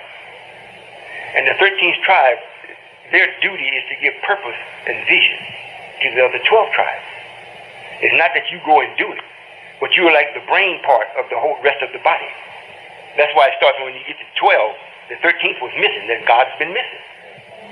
So you had the ruler, 12 on down. However, the ruler don't make the rule. God has got to make the rule. So that's the duty of those that are in the 12th or 13th tribe, is to give vision and purpose and aim. And then this way, all of the energy that you expound or that you share or that you give out or that you send from yourself has a direct meaning and a direct purpose, and nothing is never wasted. So that's the duty. Thank you. My second question is, as a small child, I prayed for the wisdom of Solomon. I would ask you, are there hardships that I have had to endure in order to be worthy of this wisdom? Not so much as just because of the wisdom. Just because you're a black man. You had to endure it, and you're still going to endure a little bit more until you're really with me 100%. It's just a natural thing. When you're coming out of one thing going into another, you feel the effects of it. Even lying in the bed to get up. just a different shifting of your weight. You have learned to accept it, but you feel it. So coming from negative to positive, you're going to feel something. Now, what determines if the feeling is positive or negative, or if it's acceptable or unacceptable, is your level of understanding of the knowledge that you have. If you don't have none, you might say, well, you have a pain, but, I'll live with it. If you have a lot of knowledge, you say, this pain is good. It makes me to know, don't go this way. So it all depends upon, and as far as all of y'all getting the knowledge of Solomon, I'm just giving it. Because there's so much work to be done, I want some help. So do like the Queen of Sheba. Pose hard questions to me because I want you to know. And after you know, then I say, yes, now they're responsible. See, I'm not going to tell you what I believe. Because then I'm not, I don't hold you responsible. Because I don't want you to hold me responsible. That's why I come and say, I really sincerely. Sincerely. What did they say the wages of sin is? But I'm sincere. Believe. In other words, I'm portraying your other leaders. I looked at the Trumpets Award, some of it. I seen the Reverend Jesse Lewis L. Jackson.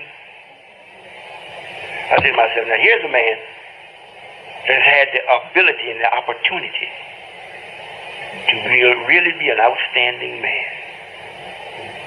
But he's so wrapped up with what he thinks that he owes to his constituents, which is white folks. And then Ted Turner was there, full of smiles. But it was all cold. It's a terrible thing to be rich. Then, if you don't have the right type of knowledge, and you're not doing the right things that produce your richness, you don't never know who's coming. That's your friend. You have no method to determine, is he a friend or is he a con man? So now I got to build this wall around me. Because I don't know. I don't know if you're coming for my money.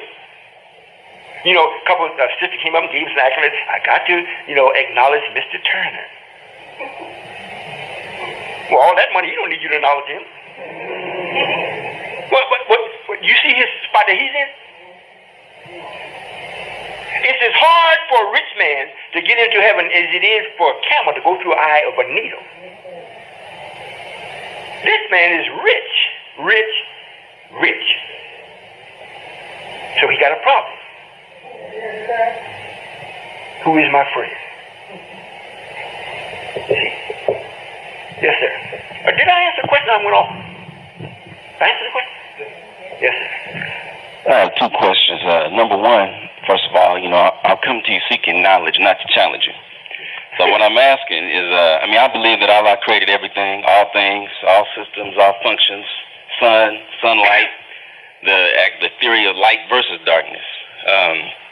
We know that those are things that were not created with man's hands, but those are things that were created in a spiritual realm, something that we can't see but hopefully can feel.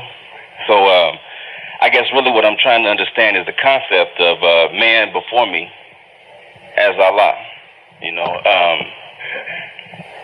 As far as I heard you say, you read the word, became the word, and from such, was one. And you also said it as though that was something that we should be doing, to go from Muslim to become God. And is there a differentiation between God as in Solomon versus God as in the God I should become? Well, no, sir. Otherwise, I was giving understanding to the sister based on her level of knowledge. However, the real thing about me, I'm self-created. The flesh that you're looking at is a different type of flesh because the flesh itself don't house any negative. This is what enables me to be the supreme over all supremes, the Lord of lords, the King of kings, the God of gods, is me. Because the flesh has nothing in it to rebel against the orders that's given to it. You do. So you can start off with the word. And then with the word, you start studying it, thinking, and then it starts showing you things, then you start taking it on, start doing it, and in the practice of it, it becomes just like, if you were walking your home, you've been in there so many times, you walk in, you know right where the light switch is, but you're in the dark. You just walk over, click, turn the light on. Because now if I come in there, I don't know where it is. I know where maybe it should be according to the manufacturer of how the house is built, but I'm just searching. But once you have actually experienced the word, it can no longer just be the word. It actually really starts to be you, because everything that you're motivated by and everything that you do is based in that, and it happens automatically.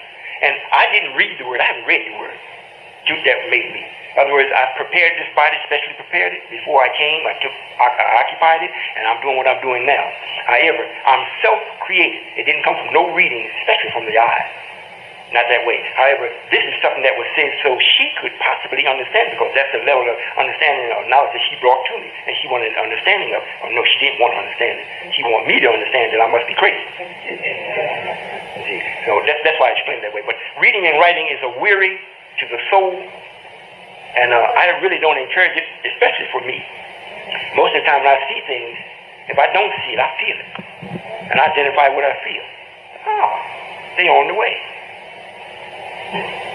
Let me leave. Oh, she's on the way home. Let me get the flowers. If she go to open the door, I play a little humor with her. Just by the time she go to open the door, I snatch it open. I was just going to open the door. I said, I know. In other words, God has fun. And as far as the sun, the things of that nature, whatnot, we made that. They still came from material, you just didn't see it. Right. However, thought is the most powerful thing that exists. Thought. That's why I'm coming, introducing it to you for you to start practicing it, so you can start witnessing power. I don't want to witness it by myself. I want you, black man, to witness it and start cleaning up your water. Because this represents our knowledge. This is another person that we have made to be with us. And if she shines, it's a mirror showing that you're shining in your thinking. As long as she's dull, have no shine, no morals, no nothing, you can't blame her. It's pointing right back to you. That's you. So once you start thinking, you're going to stop that. If that answers the question.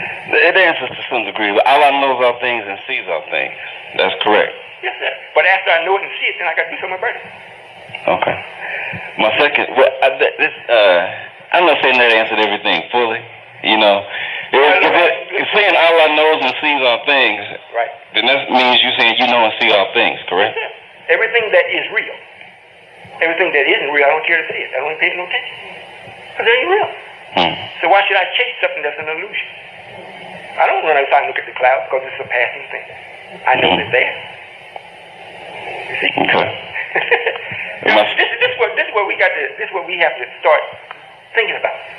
When statements are made that way, suddenly this is what this is doing. It's placing me out of your reach. When in fact you are me. It's just that I don't have no negative. I don't have to fight the negative in me. I got to fight it coming from you to me. But I'm showing you how to fight it in you, where we both can be on the same accord, on the same train track, going the same way, at the same speed, and we're creating the same thing. And we're not in opposition to each other. So when we see everything and we know everything, that's one thing. Then if you see it, then what you going to do? I see the black man in a hell of a condition. We raised the man up, sent him here and give him a message. And the message was to appeal to the nature of the man. Because the message didn't have no power to make no laws. This way talking about Jesus. Gave his life up because he didn't have the power to make what he was saying law. So it's written that they killed him, which they didn't, not the way they said. However, he lost his life showing a man. This man with this kind of knowledge got hung on a cross? Well, golly Jesus, if it happened to him, I can't imagine what's happened to me. See, but the God was looking and he knew it. If he know everything. Why he allowed it to happen? Did it really happen that way? No. Well, what does it mean? It meant that the black man here is the Jesus. He's the man of justice, but he got his hands tied. His feet is nailed. He got thorns in his head because he can't think. He's just a messed up man. So God got to come with lightning and thunder and free all that stuff off of him and break him free. And say, come out of here, Lazarus. Take the napkin off of your eyes and start looking. Yes, sir. So that's what you did. In other words, literally, that's what I'm doing. And only God. And I will bring you out from under him with great substance. I will do this. Not that I will come and confirm belief. Not that I will come and ratify your opinion. Not that I will come and make you feel assured that I am with you. You ain't doing nothing, so what I'm going to be with you for? I'm the man that is doing everything, and I made it possible and an opportunity for you to be with me. And when you are with me, the first thing you got to do is start learning how to think. And when you do that, I don't have no followers. I'm doing what a father does. He develops his son and daughter. The things that the mother shows and teaches the daughter can only go so far. Now, she's got to take a man on to be complete, a man. Now, this is my daughter. I got to give her away. I can't give my son away. I don't own him. He's going to take somebody else's daughter or receive one. But here's my daughter. I made her look just like my wife because I love her. Now I got to be in absence of her, so I want to make sure the person I give her to absolutely deserves that. You see? So I just can't say, well, I'm coming and I'm God and I'm with you all. So if I'm with you, that means I'm catching hell and it's going to be perpetual. No, I'm not with you. You're going to have to be with me. That's not just black people. Anybody that wants to be saved or even come close to it, you have to be with me. That's why it's written, if I could just touch the hem of his garment. It didn't say if I was white, if I was black. The statement was made if I could just touch the hem of his garment. So regardless of who does it, that means if you come touch the youngest person of mine, if it's a child that cannot speak, well then the mother is responsible for it. The child can't speak, but that mother sure enough is. And if you don't listen to her, she called me in. You're going to listen then. And you may be saved. And then I will show you how that you and I are just alike. It's just something that I have that you don't have yet. However, if you put forth the necessary energy to make Satan lie dormant, until you realize that there is a difference between devil and Satan, and myself and you, when you realize that, then at that time I'm going to destroy Satan, and you won't have no negative in you either. So we'll be just alike. We won't have to talk about no God or Satan because it ain't going to be none. We just going to be building and creating. We got so much space here we are unable to measure it. I'm not talking about on this world. I'm talking about in the universe place, in the universe. There's so much space we can't measure it. So why not just go and just try to fill it up? If you look at it, the universe is 76 quintillion miles in diameter going straight across. Not in circumference. 76 quintillion miles going across. And that was in 1930, and it's grew since then. And we look at it and say, man, in your thinking, because you're closed in a room, you always got something to measure. However, this is much like you get on an airplane, while it's going down a runway, and you can feel the wheels vibrating, the plane, whatnot, and it's going, you see the wheels that you pass, and as soon as it leaves and go up like that, it looks like you stopped. And you're looking there and you see the cities, and you just keep looking and say, oh, we moving.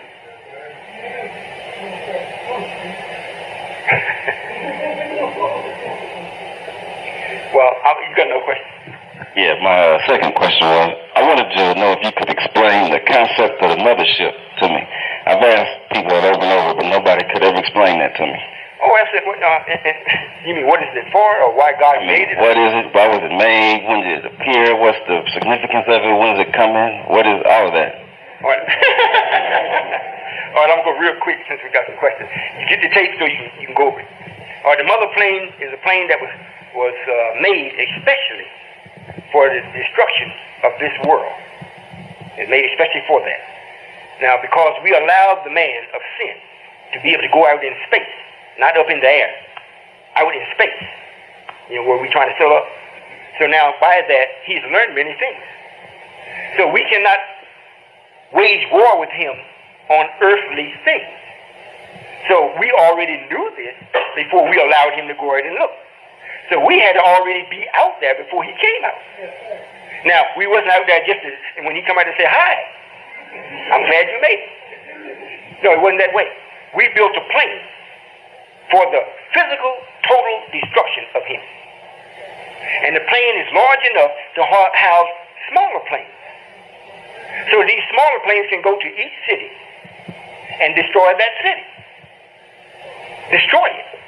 So he don't have nothing that he can do anything with. And to each Air Force base, each bombing site, all the places where he got his things underground hidden, wipe all that out.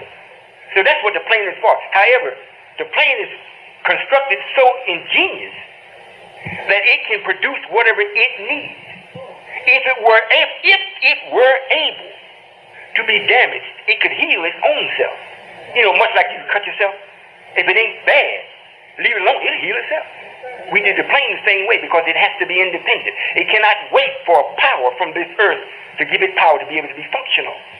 So it has to produce its own energy perpetually. So this is what's coming from me, God, Allah himself, for that particular time since we get ready well in advance. You know, much like white folks. They come out and say, look, we got a pill, but we got to test it for 10 years. Here's all cancer. Gets rid of the AIDS. Now you got the AIDS, and man, 10 years? I want it now. Nope, can't have it now. So it's like he's preparing now for 10 years. Now if you go downtown now and say, look, I want to see your plans for this city for the next 15 years. You think, well, the city's already, you know, you go down there, pull that thing, oh man, I see they got down slate, my house gonna be gone. If you think I'm lying, go down there. It is us, the dumb black man, that think he know everything. He just know everything. And since you think that way, that's why he always gets you, because you think you know. If you say, well, I really don't know, let me check. And then you start checking, you say, and all of the herbs, things that we find that helps us to remain youthful, vibrant, and whatnot, it's not on the market. Most people think, well, white folks don't know about this. Please. Please. They're not going to tell you. If you find out, they'll say, yeah, that works. Now, if you go set it up, they don't mind you setting up a factory and try to deliver it, try to distribute it. People are so sick in their mind, they're not going to patronize it. They're not going to patronize it unless they endorse it. And if they endorse it, then they come with all these stipulations. Go see my brother. You got to take out $50 million insurance. And go see my cousin over there. He bottles the things and puts the labels on it. And go see my uncle over there. You know, he's got the trucks and the fuel and whatnot. And go see my mother. She owns the unemployment service and whatever. We always in that shape. Instead of saying, look, the earth produces an herb for every ill that has come on it. And I'm telling you what I know. For that's what we have put in it. Every illness that's on the earth today, the earth itself is shaped and formed in such a way nobody has to go and concoct nothing and put it up. The earth itself will produce an herb to take away that hurt that is. You just have to go and study it. However, it'd be better if you study me and don't need it. You see what I'm saying? Are you with me? Look like you're going to sleep or you have to transfer. Well, that's what's taking place with that. You know, and as far as you, being God and seeing it, it's a little difficult. It's not just you. It's a little difficult for people to see a man as being God. That's understandable. Because of the years and years of teachings that man ain't God.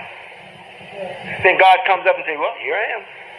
The first reaction is, this man's crazy. Well, let me answer this so he'll see he can't answer this. Then when I answer it, wait a minute. Well, I got one you can't answer, and I answer that. And I still don't believe it. But that's you. When the thinking gets right, God has always been a man. That's why you never seen it. Because he says, at the end, I'll come. If he wasn't a man, hell, he'd been here all the time. If you're talking about God is a spirit, when did the spirit leave? Been here all the time. If you don't believe, go to church. They're not getting it. Some of your best bands being not getting it. Boy. I mean, I went to the house of prayer. I had to shake my leg myself. They were doing it. The spirit was there, and they broke out with them dances. I said, whoa, look at here. And they had one brother, I was sitting close to the end. And they had one brother, everybody in the front where the bands were playing, they was getting it. Even in the seats, they was doing it. They were dancing and everything. And as it went back further, the dancing stopped slow until it got where I was at, and everybody was still sitting. So when one brother had the tambourine, he was looking, and nobody was in the back standing. that brother came down the aisle with such power. You know, he had to be Satan himself. He had so much power in that tambourine, the way he was doing it. As he came down the aisle, it's like a fast car came out and made all the leaves move. Everybody got up and started getting it. And when he got to where we were sitting, because I had my wife with me, when he got to where we were sitting there and we just looked at him. He stopped, looked at, what is this? Then it's like it came to him like, well, I ain't supposed to stop. He picked it back up again and kept on going, but he could never do it the way he initially did it. So the Spirit has always been here. You generate it. But God, you point him out to me. Where is he? If it ain't me, where is he? If he's been here before me, who was it? He's always been a man. He just wasn't here. I'm here now. I'm a bad man. And these are, you know, what I'm saying now, these are simple things. Just food for thought. You know, you all ask me things, you know, because you're really still trying to find the identity and how to really identify it. Not so much if it's me, but just the possibility of God being a man, period. If you just look at it that way, I'm sharing that kind of knowledge. You really ain't got any real knowledge with me. Because this is not, you know, if you want to get into real knowledge, first I'd like for you to go through the mathematical thinking, then we get into the real knowledge. You know, how the sun was made, why it don't never go away. And we don't see white folks up there, you know, putting holes and gassing it up. You know, it's just always there. And the moon always, you know, comes around, so for whatnot, it's just always there. Why don't it either come to the earth or go off? You know, and how did all these things happen? And what's inside of this earth? It's a great big, what do you think? It's hollow? Is it thick? Or is it solid? Or what's in it? Have we got to always walk around and have a mystery? Well, the only thing in it is a little gold, diamonds, oil. I mean, that's what's in the earth? That's all? I don't think so. You know, if it's 25,000 miles approximately in circumference, you've got to have something on the inside of it. What is it? Why aren't we allowed to experience it? How can we go to it? You know, these things, until you start thinking. You know, we got a pastor named Pastor T.L. Barrett. There in Chicago, Illinois. That's where he used to be. When it gets to a time where we're talking about this swing low, sweet chariot, carry me home. When it gets to be that time, or just before that, or when the 144,000 or the elect or the remnants go with their Lord, he will be able to bear witness that that absolutely took place because we took him there in the city and showed him. And then we did like the lightning bug. You know what a lightning bug is? It's a bug at night, it opens its wings, it lights up, then it closes, it goes out. We gave him the knowledge, and then we closed it up. So when it gets time, he can open his wing up and he can bear witness. Preaching, nobody that talks belief talks this way. Because if you come up to tell me, look, or well, prove that, I can prove it. If they did it, say, well, prove that. Well, don't ask me. God works in mysterious ways. Yes, sir. I certainly hope you all are learning something. And what I hope that you are learning is that you need to come to the temple. What you're hearing today is tidbits of knowledge. It's not going to make you God. However, it is the scent of the beautiful cake that's being cooked. So I hope it leads you to where it is and where the cooker is. Yes, sir.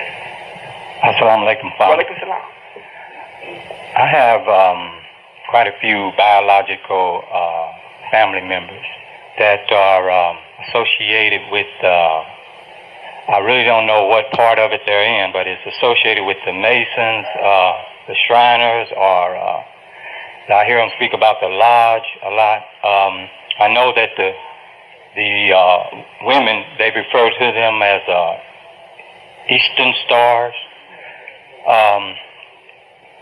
I'm asking, when I'm introducing you and this idea to my biological family members, how do I speak to them? Because I don't know very much about that, and they don't speak about it because they have like a hidden code. Well, yes, sir. I wouldn't worry too much about that. You know, because what they are keeping a secret, you're putting that in the public. The secret is about me. into Jesus, Elijah and Solomon. That's why you have a lot of. Solomon was the one that actually went and pulled David up out of the grave. Was it David? Hiram Biff was one that was buried. Yes, sir. He was one that was buried, which means you, black man. The minister, the priest tried to get you up. He couldn't do it. That's Minister Farrakhan. He couldn't get you up. After Elijah came and gave us the message, whatnot, woke us up, they stood up, like I heard talking about the dry bones, stood up. When we took the messenger away, the bones fell back down. And they were buried in a shallow grave, meaning that you didn't have to go very far to really get them, but what you had to use to get them was the truth. And the only thing that has the grip of the lion, or the lion's paw, is truth. Because the lion is so determined, he don't lose what he go after. If he loses it, the only way he loses it is because he lost his life in doing it. If he's still living, he got it. So that's why it's described as when Solomon went and said, Solomon took the priest and said, look, come on with me, I'm going to show you how to raise him up. So Solomon, which is talking about me, which they go through all this and whatnot. That's what they're talking about. And they're not supposed to tell it, because if they do, then they will do what God said that they didn't have to do. God said, you got 6,000 years. Now I'm going to send certain prophets to you, certain scripts and scrolls as to what's going to take place before it happens. Now, you can share it with the people, do what you want to do. They said, we ain't sharing this with nobody. Let's make a club. And we'll do it this way. Now, if we find you telling them other people that's not in the club that didn't pay their dues, we're going to kill you.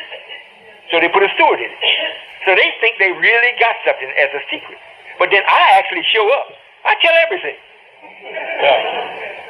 So when they come with a secret, you look at them, the secret's out. You don't know it. So all this, the Masonics and the Masons, all it's primarily about me and what I'm doing. I'm the only man that is causing the black man to think. And I'm the only man that puts fear, and rightly fear, into the Caucasians. They don't fear me yet, because they ain't seen you wake up. However, they do respect me highly. However, they do know I most certainly will grow into where they fear me also. Because it's already written, and especially the ones in the Nation of Islam. They're like the dumbest brothers I ever seen in my life. I mean, just plain dumb.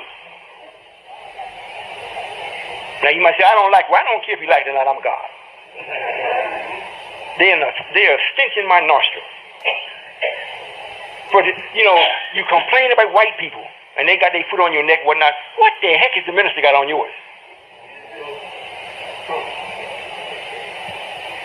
And everything that they say, if I write and tell them so and so and so and so and so, they never, ever, never, never, ever, ever, never answer the question. They come back, well, you're a hypocrite. Well, how many toothbrushes do you use? Come back with a bunch of stuff like that. But I love the minister. Hey, that's written also. With all of your love, black man, that's written, with all of your love for the minister, is written that he was taken up on the top of Mount Horror and he died there.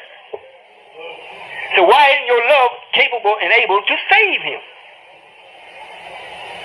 You see? However, the love is so strong that it hurts. But hey, so does that wormwood. It don't taste good. But if you got any critters inside of you, that wormwood will make them boys come on out. Then if you eat some clothes and whatnot, then that'll kill the little eggs that they laid in there. But you'll be surprised what's in you. You'll be surprised. So it's the same thing with this. I don't care how much you love the minister. Just like, because in reality, this is what's taking place in reality. I'm the son that's bestowed unto David. However, David's got a sister, or I got a sister, he got a daughter. He got one son that is really pronounced positive, which is me. He's got a daughter that's pronounced. But the daughter, like you say, if you follow her, she only leads you to hell. The daughter is Minister Farrakhan. That's my sister. So he looks better. He's not as manly. He's pretty. But he's leading them right back to a religion. Doing it today. You see? Yes, sir. So they love the female. I love them too. I went to Minister Farrakhan 2 times and talked with him. I told him the 3rd time I come, we're going to spend some time together. He made sure that ain't going to happen. So he thinks that's not what is written. That's not what is written. And if anybody don't like this, hey, this is what you need. This, what I'm doing, is what you need, especially concerning him. Because just a few of you here, even for everybody here, except this, it's only a few. I don't need but a few, however, it's only a few. Why, if it's so many, why can't the truth do the same for them as what it does for you? Why should an individual stand and block the ways off? You know, I go across this country, whatnot, and you go from one city and go to another one, after you get 50 miles out of the city range from the city, whatever station you're listening to goes out of range. And almost immediately you pick up another one. How did they do that? So they can block you or let it pass. Here's God. And if he's so close to God, why don't he interrogate me? See what I'm doing. See if this is genuine or not, since he said he ain't. What could he lose? What possibly could he lose? Instead of doing that, he stands in the way, just like they block the radio waves, stops it. So the brothers is walking around, if you say anything about the minister, I don't like it. And we are not going to take that. The only thing that's saving you, the minister keeping us off of you. I said, no, you got it wrong. The only thing that's saving you and the minister is that I am not allowing him to let you come. You're not going to come against God. I don't care if you come, like the messenger told us. And the messenger wasn't God. He said, I don't care if 10,000 of you come together and muster up all the strength you can come with. Little Elijah's not going to quake nor crumble. He was a messenger. Matter of fact, I know you're coming, and I'm halfway smiling. I really am God. What I do love, I love love. I love to see people free. I don't love to see you follow nobody. You follow them to me. And then if they get you to me, then they stop you. Then that's where the plug is. You got to call Roto-Rooter. You see, the flow is stopped. So this man has carried what you've heard today. You know that I know that I know. If you don't, something wrong with you. You should know that you don't know. However, this is your opportunity to be just like me. Know that you know that you know. Because I'm sharing with you the formula or enticing you to it. I'm not saying anything against him. I'm saying against the practice of what he's doing. He come to a place, 25, 30,000, all men come. God himself come. 4 people come out. How come nobody's coming? The minister is the one God got set up for. You see? You don't see what I'm saying? You don't see. It's pitiful. Put it this way, how many of you don't like to see it? Speak loud. You can't like it no more than me, or dislike it no more than me. I dislike that. I literally appalled. And I had it written in the Quran. When you stop somebody from coming to life, your style is death. And that's what you shall receive. However, not just in the way you think. Bam, he's dead. Oh, no, sir. No, sir. I'm a God of many means. You're going to stay here and wish that you had never been born. And don't tell me it can't be done. The Indians are just now coming out from this chastisement. Yes, sir, brother. That's what you do. They're talking about me. Yes, sir. What you do, anytime you want to talk to them, just talk about me. Just tell them what I'm doing, why I'm doing it, how I'm doing it. And automatically, they already know. Hey, he already know what we know. We just can't tell him, but he's free to tell me. That's all. Yes, sir.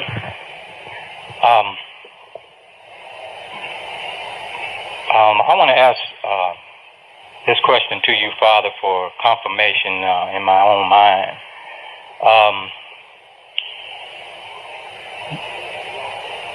Have you dealt with me in unseen, and do you deal with me in unseen? Yes, sir. I deal with every black man in unseen. What determines what level I'm dealing with is the level that he accepts.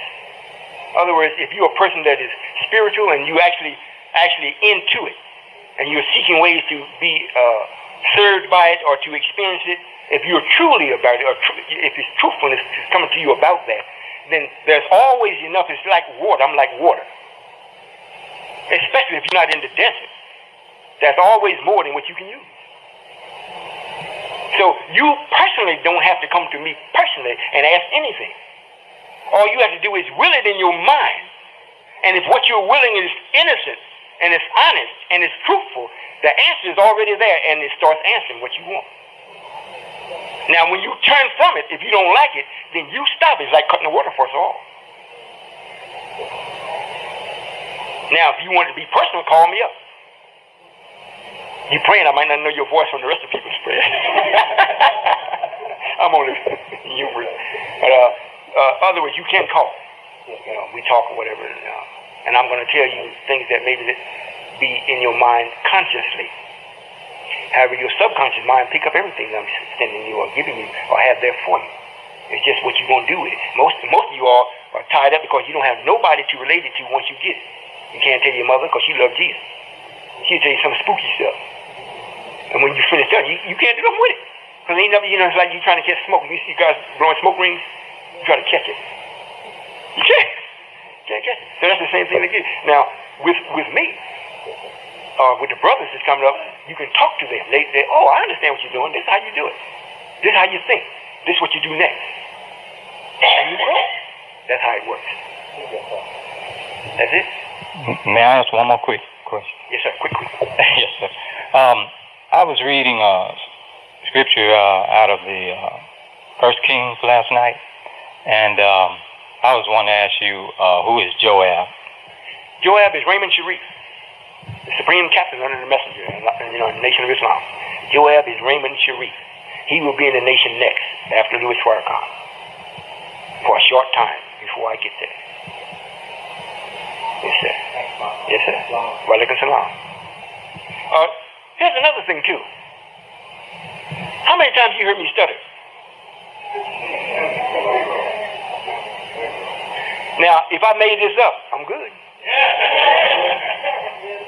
Usually, speaking this way, you have to write it down. Like I said, I don't like to read. Sure don't like to write. I signed my name on the check. I looked and said, man, that's terrible. But I really don't care. I signed it again. Yes, sir. Assalamu alaikum, Father. Wait. Do you see the humor in this, brother? You see any humor? No, I'm talking to brother. I don't know the brother. No. Right behind you. Yes, sir. Lighten up. Yes, sir. You look too good to be serious or like you really think. If you think on what I said, you're going to miss what I'm getting ready to say. Get your tape. Yes, sir. Assalamu alaikum, Father. Wa alaikum salam. Yes, sir. First of all, I'd like to make a statement, then I have a question. Yes, sir. Maybe you should ask the question first. Yes, sir. My question, Father, is there's an Indian brother that works at my job or my employment, and I was sharing with him that you were going to be here. Then I was wanting to share with him some information that would kind of show him how we're both one and the same. Right. And then I shared with him about the white buffalo. However, I didn't have enough knowledge to give him an absolute to everything. He knew something about it, and he bare witness to it, that the white buffalo was some type of sign as well. What I did know was that was supposed to have been the time that they were supposed to look for the one that was to come. Would you share some knowledge with me, Father, and share with me what the white buffalo was for or why it was to come? Well, the Indian is a very spiritual person.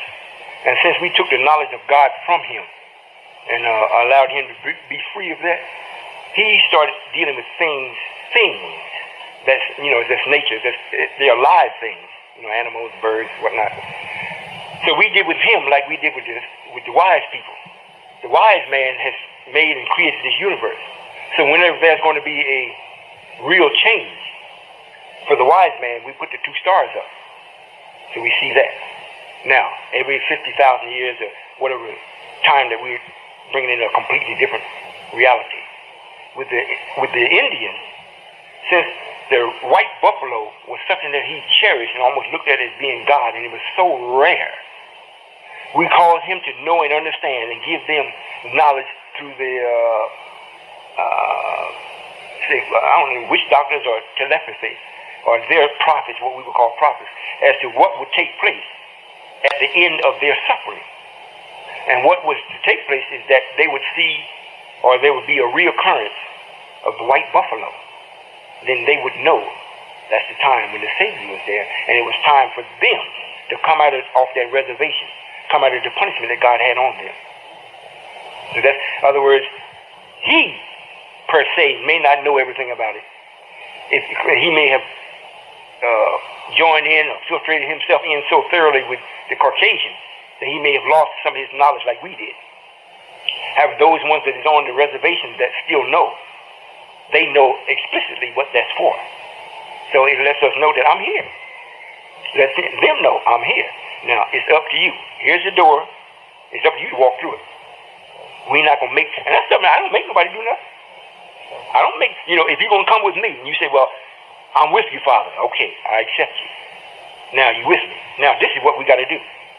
Then you say, oh, no, I can't do that. Okay. See you. Well, Father, I don't want to leave, but I can't do that. Why? Well, I ain't ready to do that yet. Well, come part-time. Come to the classes. Strengthen yourself. But I'm not going to say, oh, you came with me. No, you got to stay here. You better do. Boy, I have a problem. Just like the Nation of Islam, they have a problem. That Gestapo stuff is done ran out now. Because if you go to fight, what you going to fight for? The minister will come and say, we are the world. Everything that you would fight for is gone. First it was, look, we got to be independent. The black man's got to make a place for himself. He got to get out from underneath the foot of the devil. Now it's like, there is no such thing as devil. God made them all. Let's all get along. So what are you going to fight for? See, the purpose is gone. Yes, sir. Yes, sir.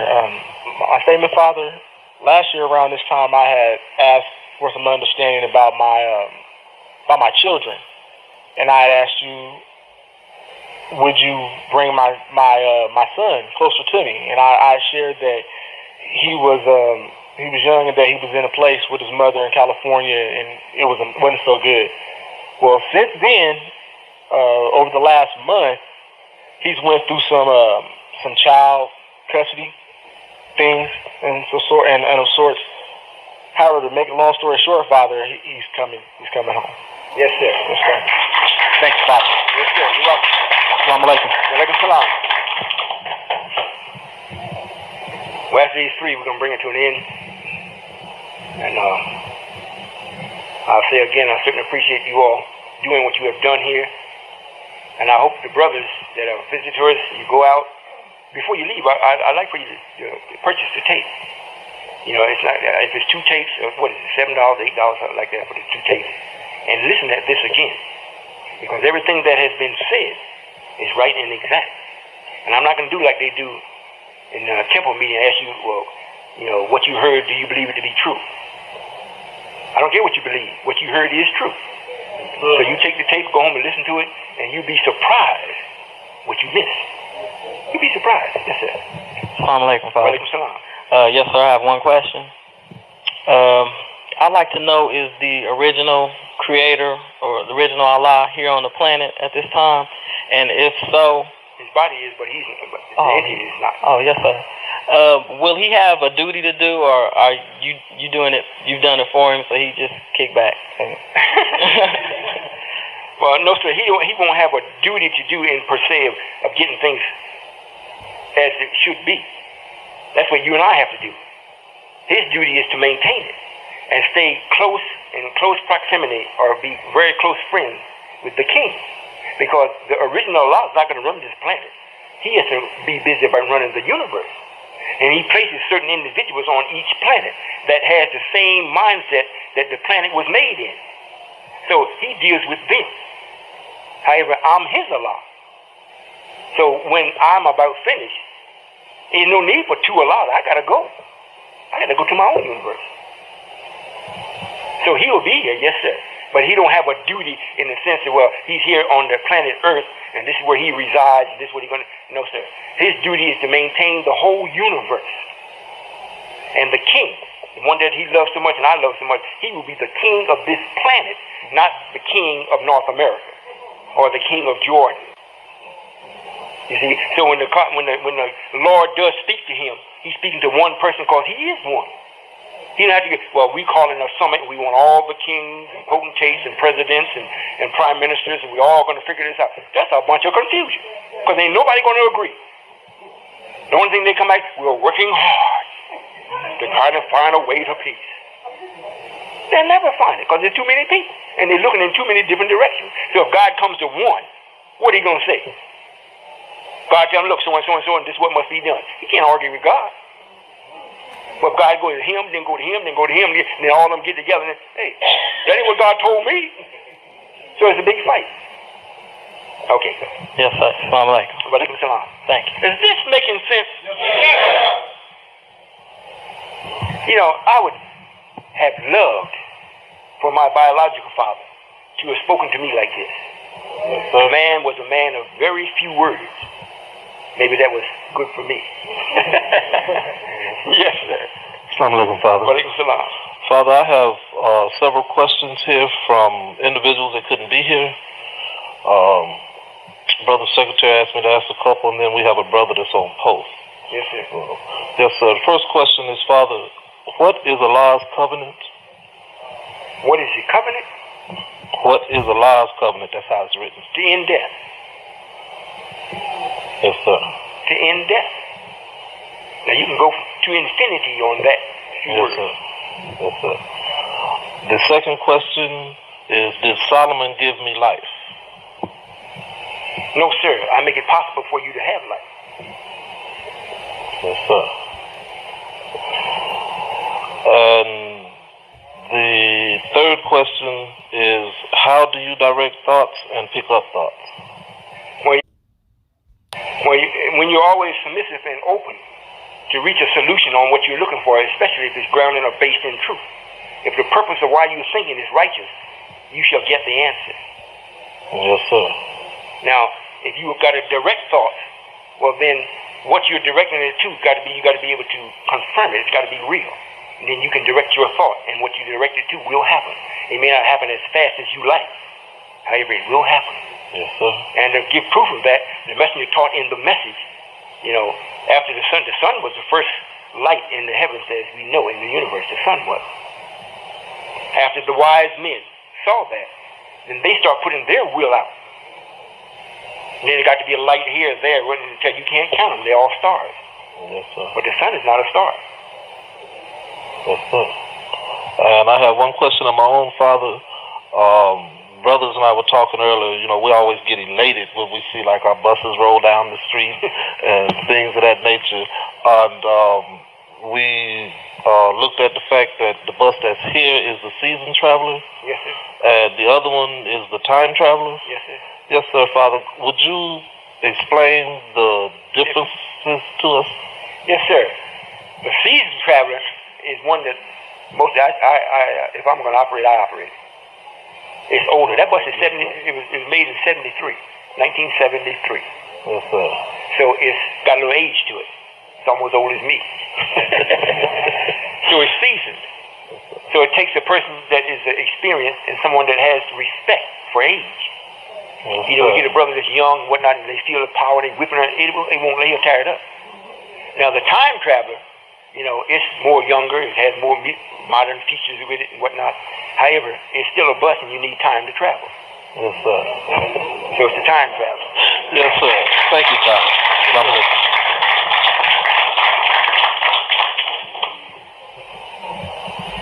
Well, if I'm making this up, I'm good at it. Assalamu alaikum, Father. Yes, sir. I struggle with having balance, and it affects me in several different ways. If I put a lot in my duties in the temple, I'll OD on it and neglect my wife, and vice versa. And just in general, I tend to be more of a spiritual person. However, physically, in the physical, that's where the imbalance comes in. And I wanted to know what was the keys. I'd like to know what are the keys to maintain balance.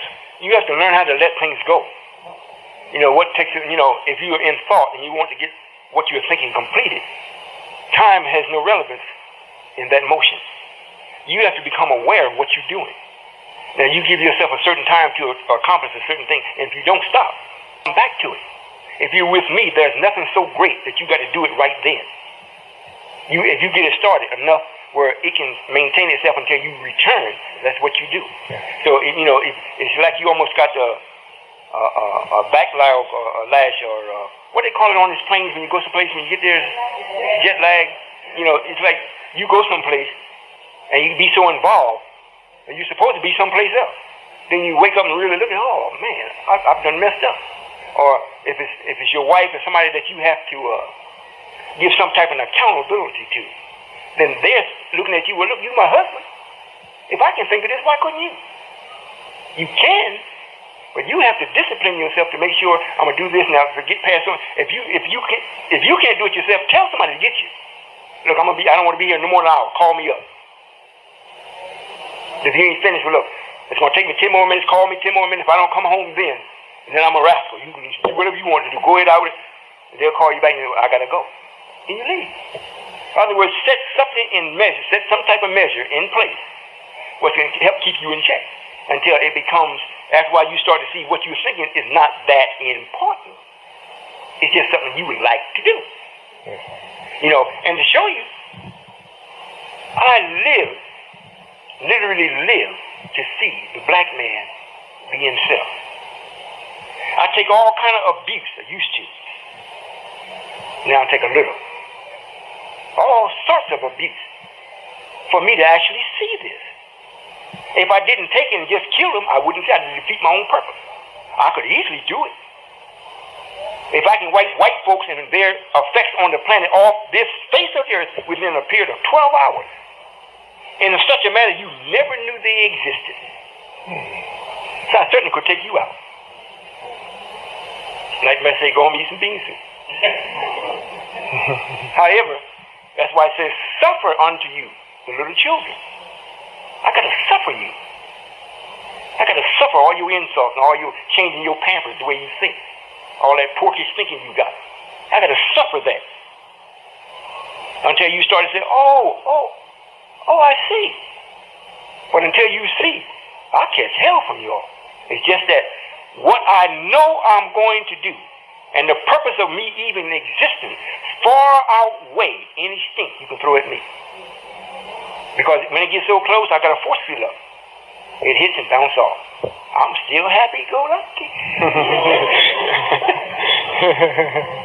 So that's what happens. That's how you maintain that, if that answers your question. Yes, sir. You don't always be by yourself. If I got to do something, I tell my wife, look, I want to get up at so-and-so time. I tell her just in case I'm sleeping really into it. Most of the time I don't sleep that good anyhow. I'm always working. My body's laying down. I'm working. I'm either on my planet or I'm doing something here. And by the time for the body to wake up, I wake up and say, man, I need to go to sleep. I've been working all night. Now I tell my body, no, you got to get up. Okay. So I said, well, look, wake me up at so-and-so time. I'm going to have to go at so-and-so time. You might say, somebody got to wake up God? No, they don't have to. Because every time she comes to wake me up, I'm looking at her in the face. I'm already woken and dressed. But why you tell me where you're at? Just just give you something to do. I do. I have fun. I really do. I have fun. I enjoy life so much so that I'm going to make life really life. I don't just like life. If I do, I'd settle. I'm not going to settle. I enjoy life. Sometimes I sit in the chair when the sun comes in, I let it shine directly on me. And I go into my thing. I say, whoa. Now I'm going to start seeing what I'm going to do 1,000 years down the line. And it becomes so illuminating and so, this language don't have no word for it. It becomes gripping. So much so that it becomes so real at that moment that it is. Then as the sun moves away, and then the shadow or the darkness comes back over, or the degree of light lessens, then I come back into I'm sitting in the chair. I said, I did have a good trip. However, I'm going to make it just that way. I'm going to make it that way. There's not going to be no death. You're not going to die. You're going to be in this body. I'm changing it. I didn't say I'm going to make a new body per se from scratch. I'm going to make you new. If I can't see it, I can't do it. If it's not in my mind, I can't bring it in. However, if it's there, if I can conceive it, and I can know it, not believe it, I got it. And there's nothing that exists, even the black man, that will deny me if I force it. It's just that I'm after your nature. So I bring it to you, step back and watch you. And then when you start liking this cereal you eat, you start coming and say, Dad, where you getting this from? Come on, boy. Let me show you. You see? And you got it. Now, I can make you say, I don't like this cereal. Okay. Look, baby, don't even feed it for a couple of days. Leave the cereal sitting on the table. No, he ain't going to eat it. Just for meanness. Just so I'm not going to do it. I already know what the hunger pains do. He done went 3 days. I said, boy, he's doing pretty good. He's on a fast. He get around the 5th day, he's looking at that cereal, looking better and better. He wait till everybody leave home, he thought. Just by the time he cramped down on the boy, we said, what are you doing, son? You see, so, in other words, this is what is happening. This is what is happening. And the reason why I somewhat kind of spanked the sister today, because that's the type of foolish. He can't respond and kid. If I'm really God, which I am, I could have just said, you don't even see her. You didn't see her melt. She just disappeared. Mind over matter wasn't the only thing that was matter. Now her entity that was there, you don't see that no how. So if I got rid of the matter, the entity sure can't speak to me unless it's going to do it directly, telepathically, and it never says anything that's contrary to me, because I'm a bad man. And the reason why, and I'm saying all this because I want you to listen to the tape, and the reason why no entity, even white folk, they don't have an entity, they have a mass of uncompleted thoughts. But when they deal with me in the spiritual, they never come up negative. For fear of, just like you all have an entity. You never in your entity come negative to me. Because I have the power to destroy you. Until I come up, the original God that gave you entities and made you and created you can't get rid of you. I got the power, I can. So you never come that way. You only come in the flesh, speaking what your enemy has told you to speak. So I know who's speaking to me. So I don't just kill you right away. Hey, it's in the lesson. We allow the Muslim sons to come around. We don't kill them as quick. Yes, sir. I'm going to let you all go. I'm having fun. I hope you all, you haven't got so much that you're going to forget what you heard. Yes, sir. All right, sir. The last question is... There's another one? Yes, sir.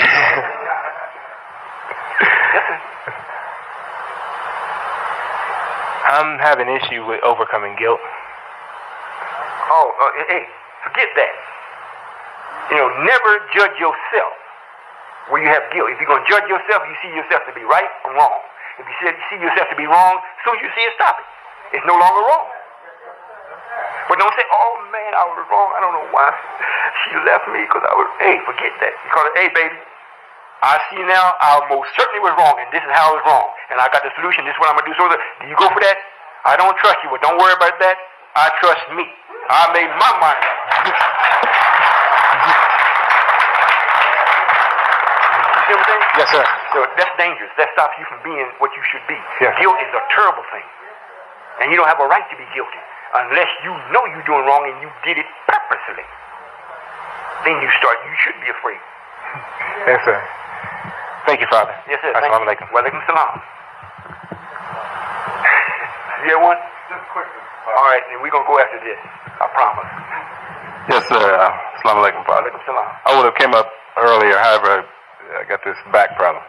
And that's what I was asking you about. Will you take this thing, will you, how did it happen? Help me with this back problem? I've had a couple of bad falls over the years. and it's the devil says developed arthritic spine. It's like scar tissue around the fracture. Yes, sir. And it gives me spasms and. It's getting worse? No, sir. The last month or so, it's lightening up. It's getting better. However, it's still these little hard chairs. It plagues me to sit in them. I can Don't sit in them. Yes, sir. Hey, don't do that. In other words, don't say, "Well, I'm a fruit. I'm a FOI." That's what they do. Oh, shit. No, sir. Yes, I'm a FOI. I'm a fruit. I'm an intelligent man. Bring me the soft chair. This is for your own health. Yes, sir. Do that. And if they refuse to do it, call me. Yes, sir. And I'll give you until June, July, around about the 30th of August. You shouldn't have no problem with it. Thank you. Yes, sir. That's what I want to hear. Yes, sir. All praise is due to you, Father. Yes, sir. Thank you. Don't jump up and run. The secretary is coming with a dreadful message. And I don't know if they have the tables set up and everything that you all peruse the tables and allow yourself at least 5 or 6 minutes to be able to get. Are we duplicating the tape? Take the tape with you. And if you go on a journey in your car, whatever it is, you're on a job, you're at home, lay back, pop that boy in. You'll be surprised what it makes you. You start it builds something up in you that's been laying dormant for a long time. You become like Superman. Really. Because if you can't think it, you'll never be it. This brings something up in your thinking that will allow you to improve yourself. So when you go look in the mirror, you always see something, I got to change this. I got a great thing. Let me snap that boy out. But if you don't care, your knowledge is numb and norm. You look in the mirror, I look all right. Everybody else looks the same way. So you don't do nothing. You don't make no change. But change is started making on you because you're allowing time to take you out. You got it? Yes, sir. I hope you step out from belief. Get last week's tape. So you'll find out what belief, the title of it is, The Divine Reason for Belief. Assalamu alaikum.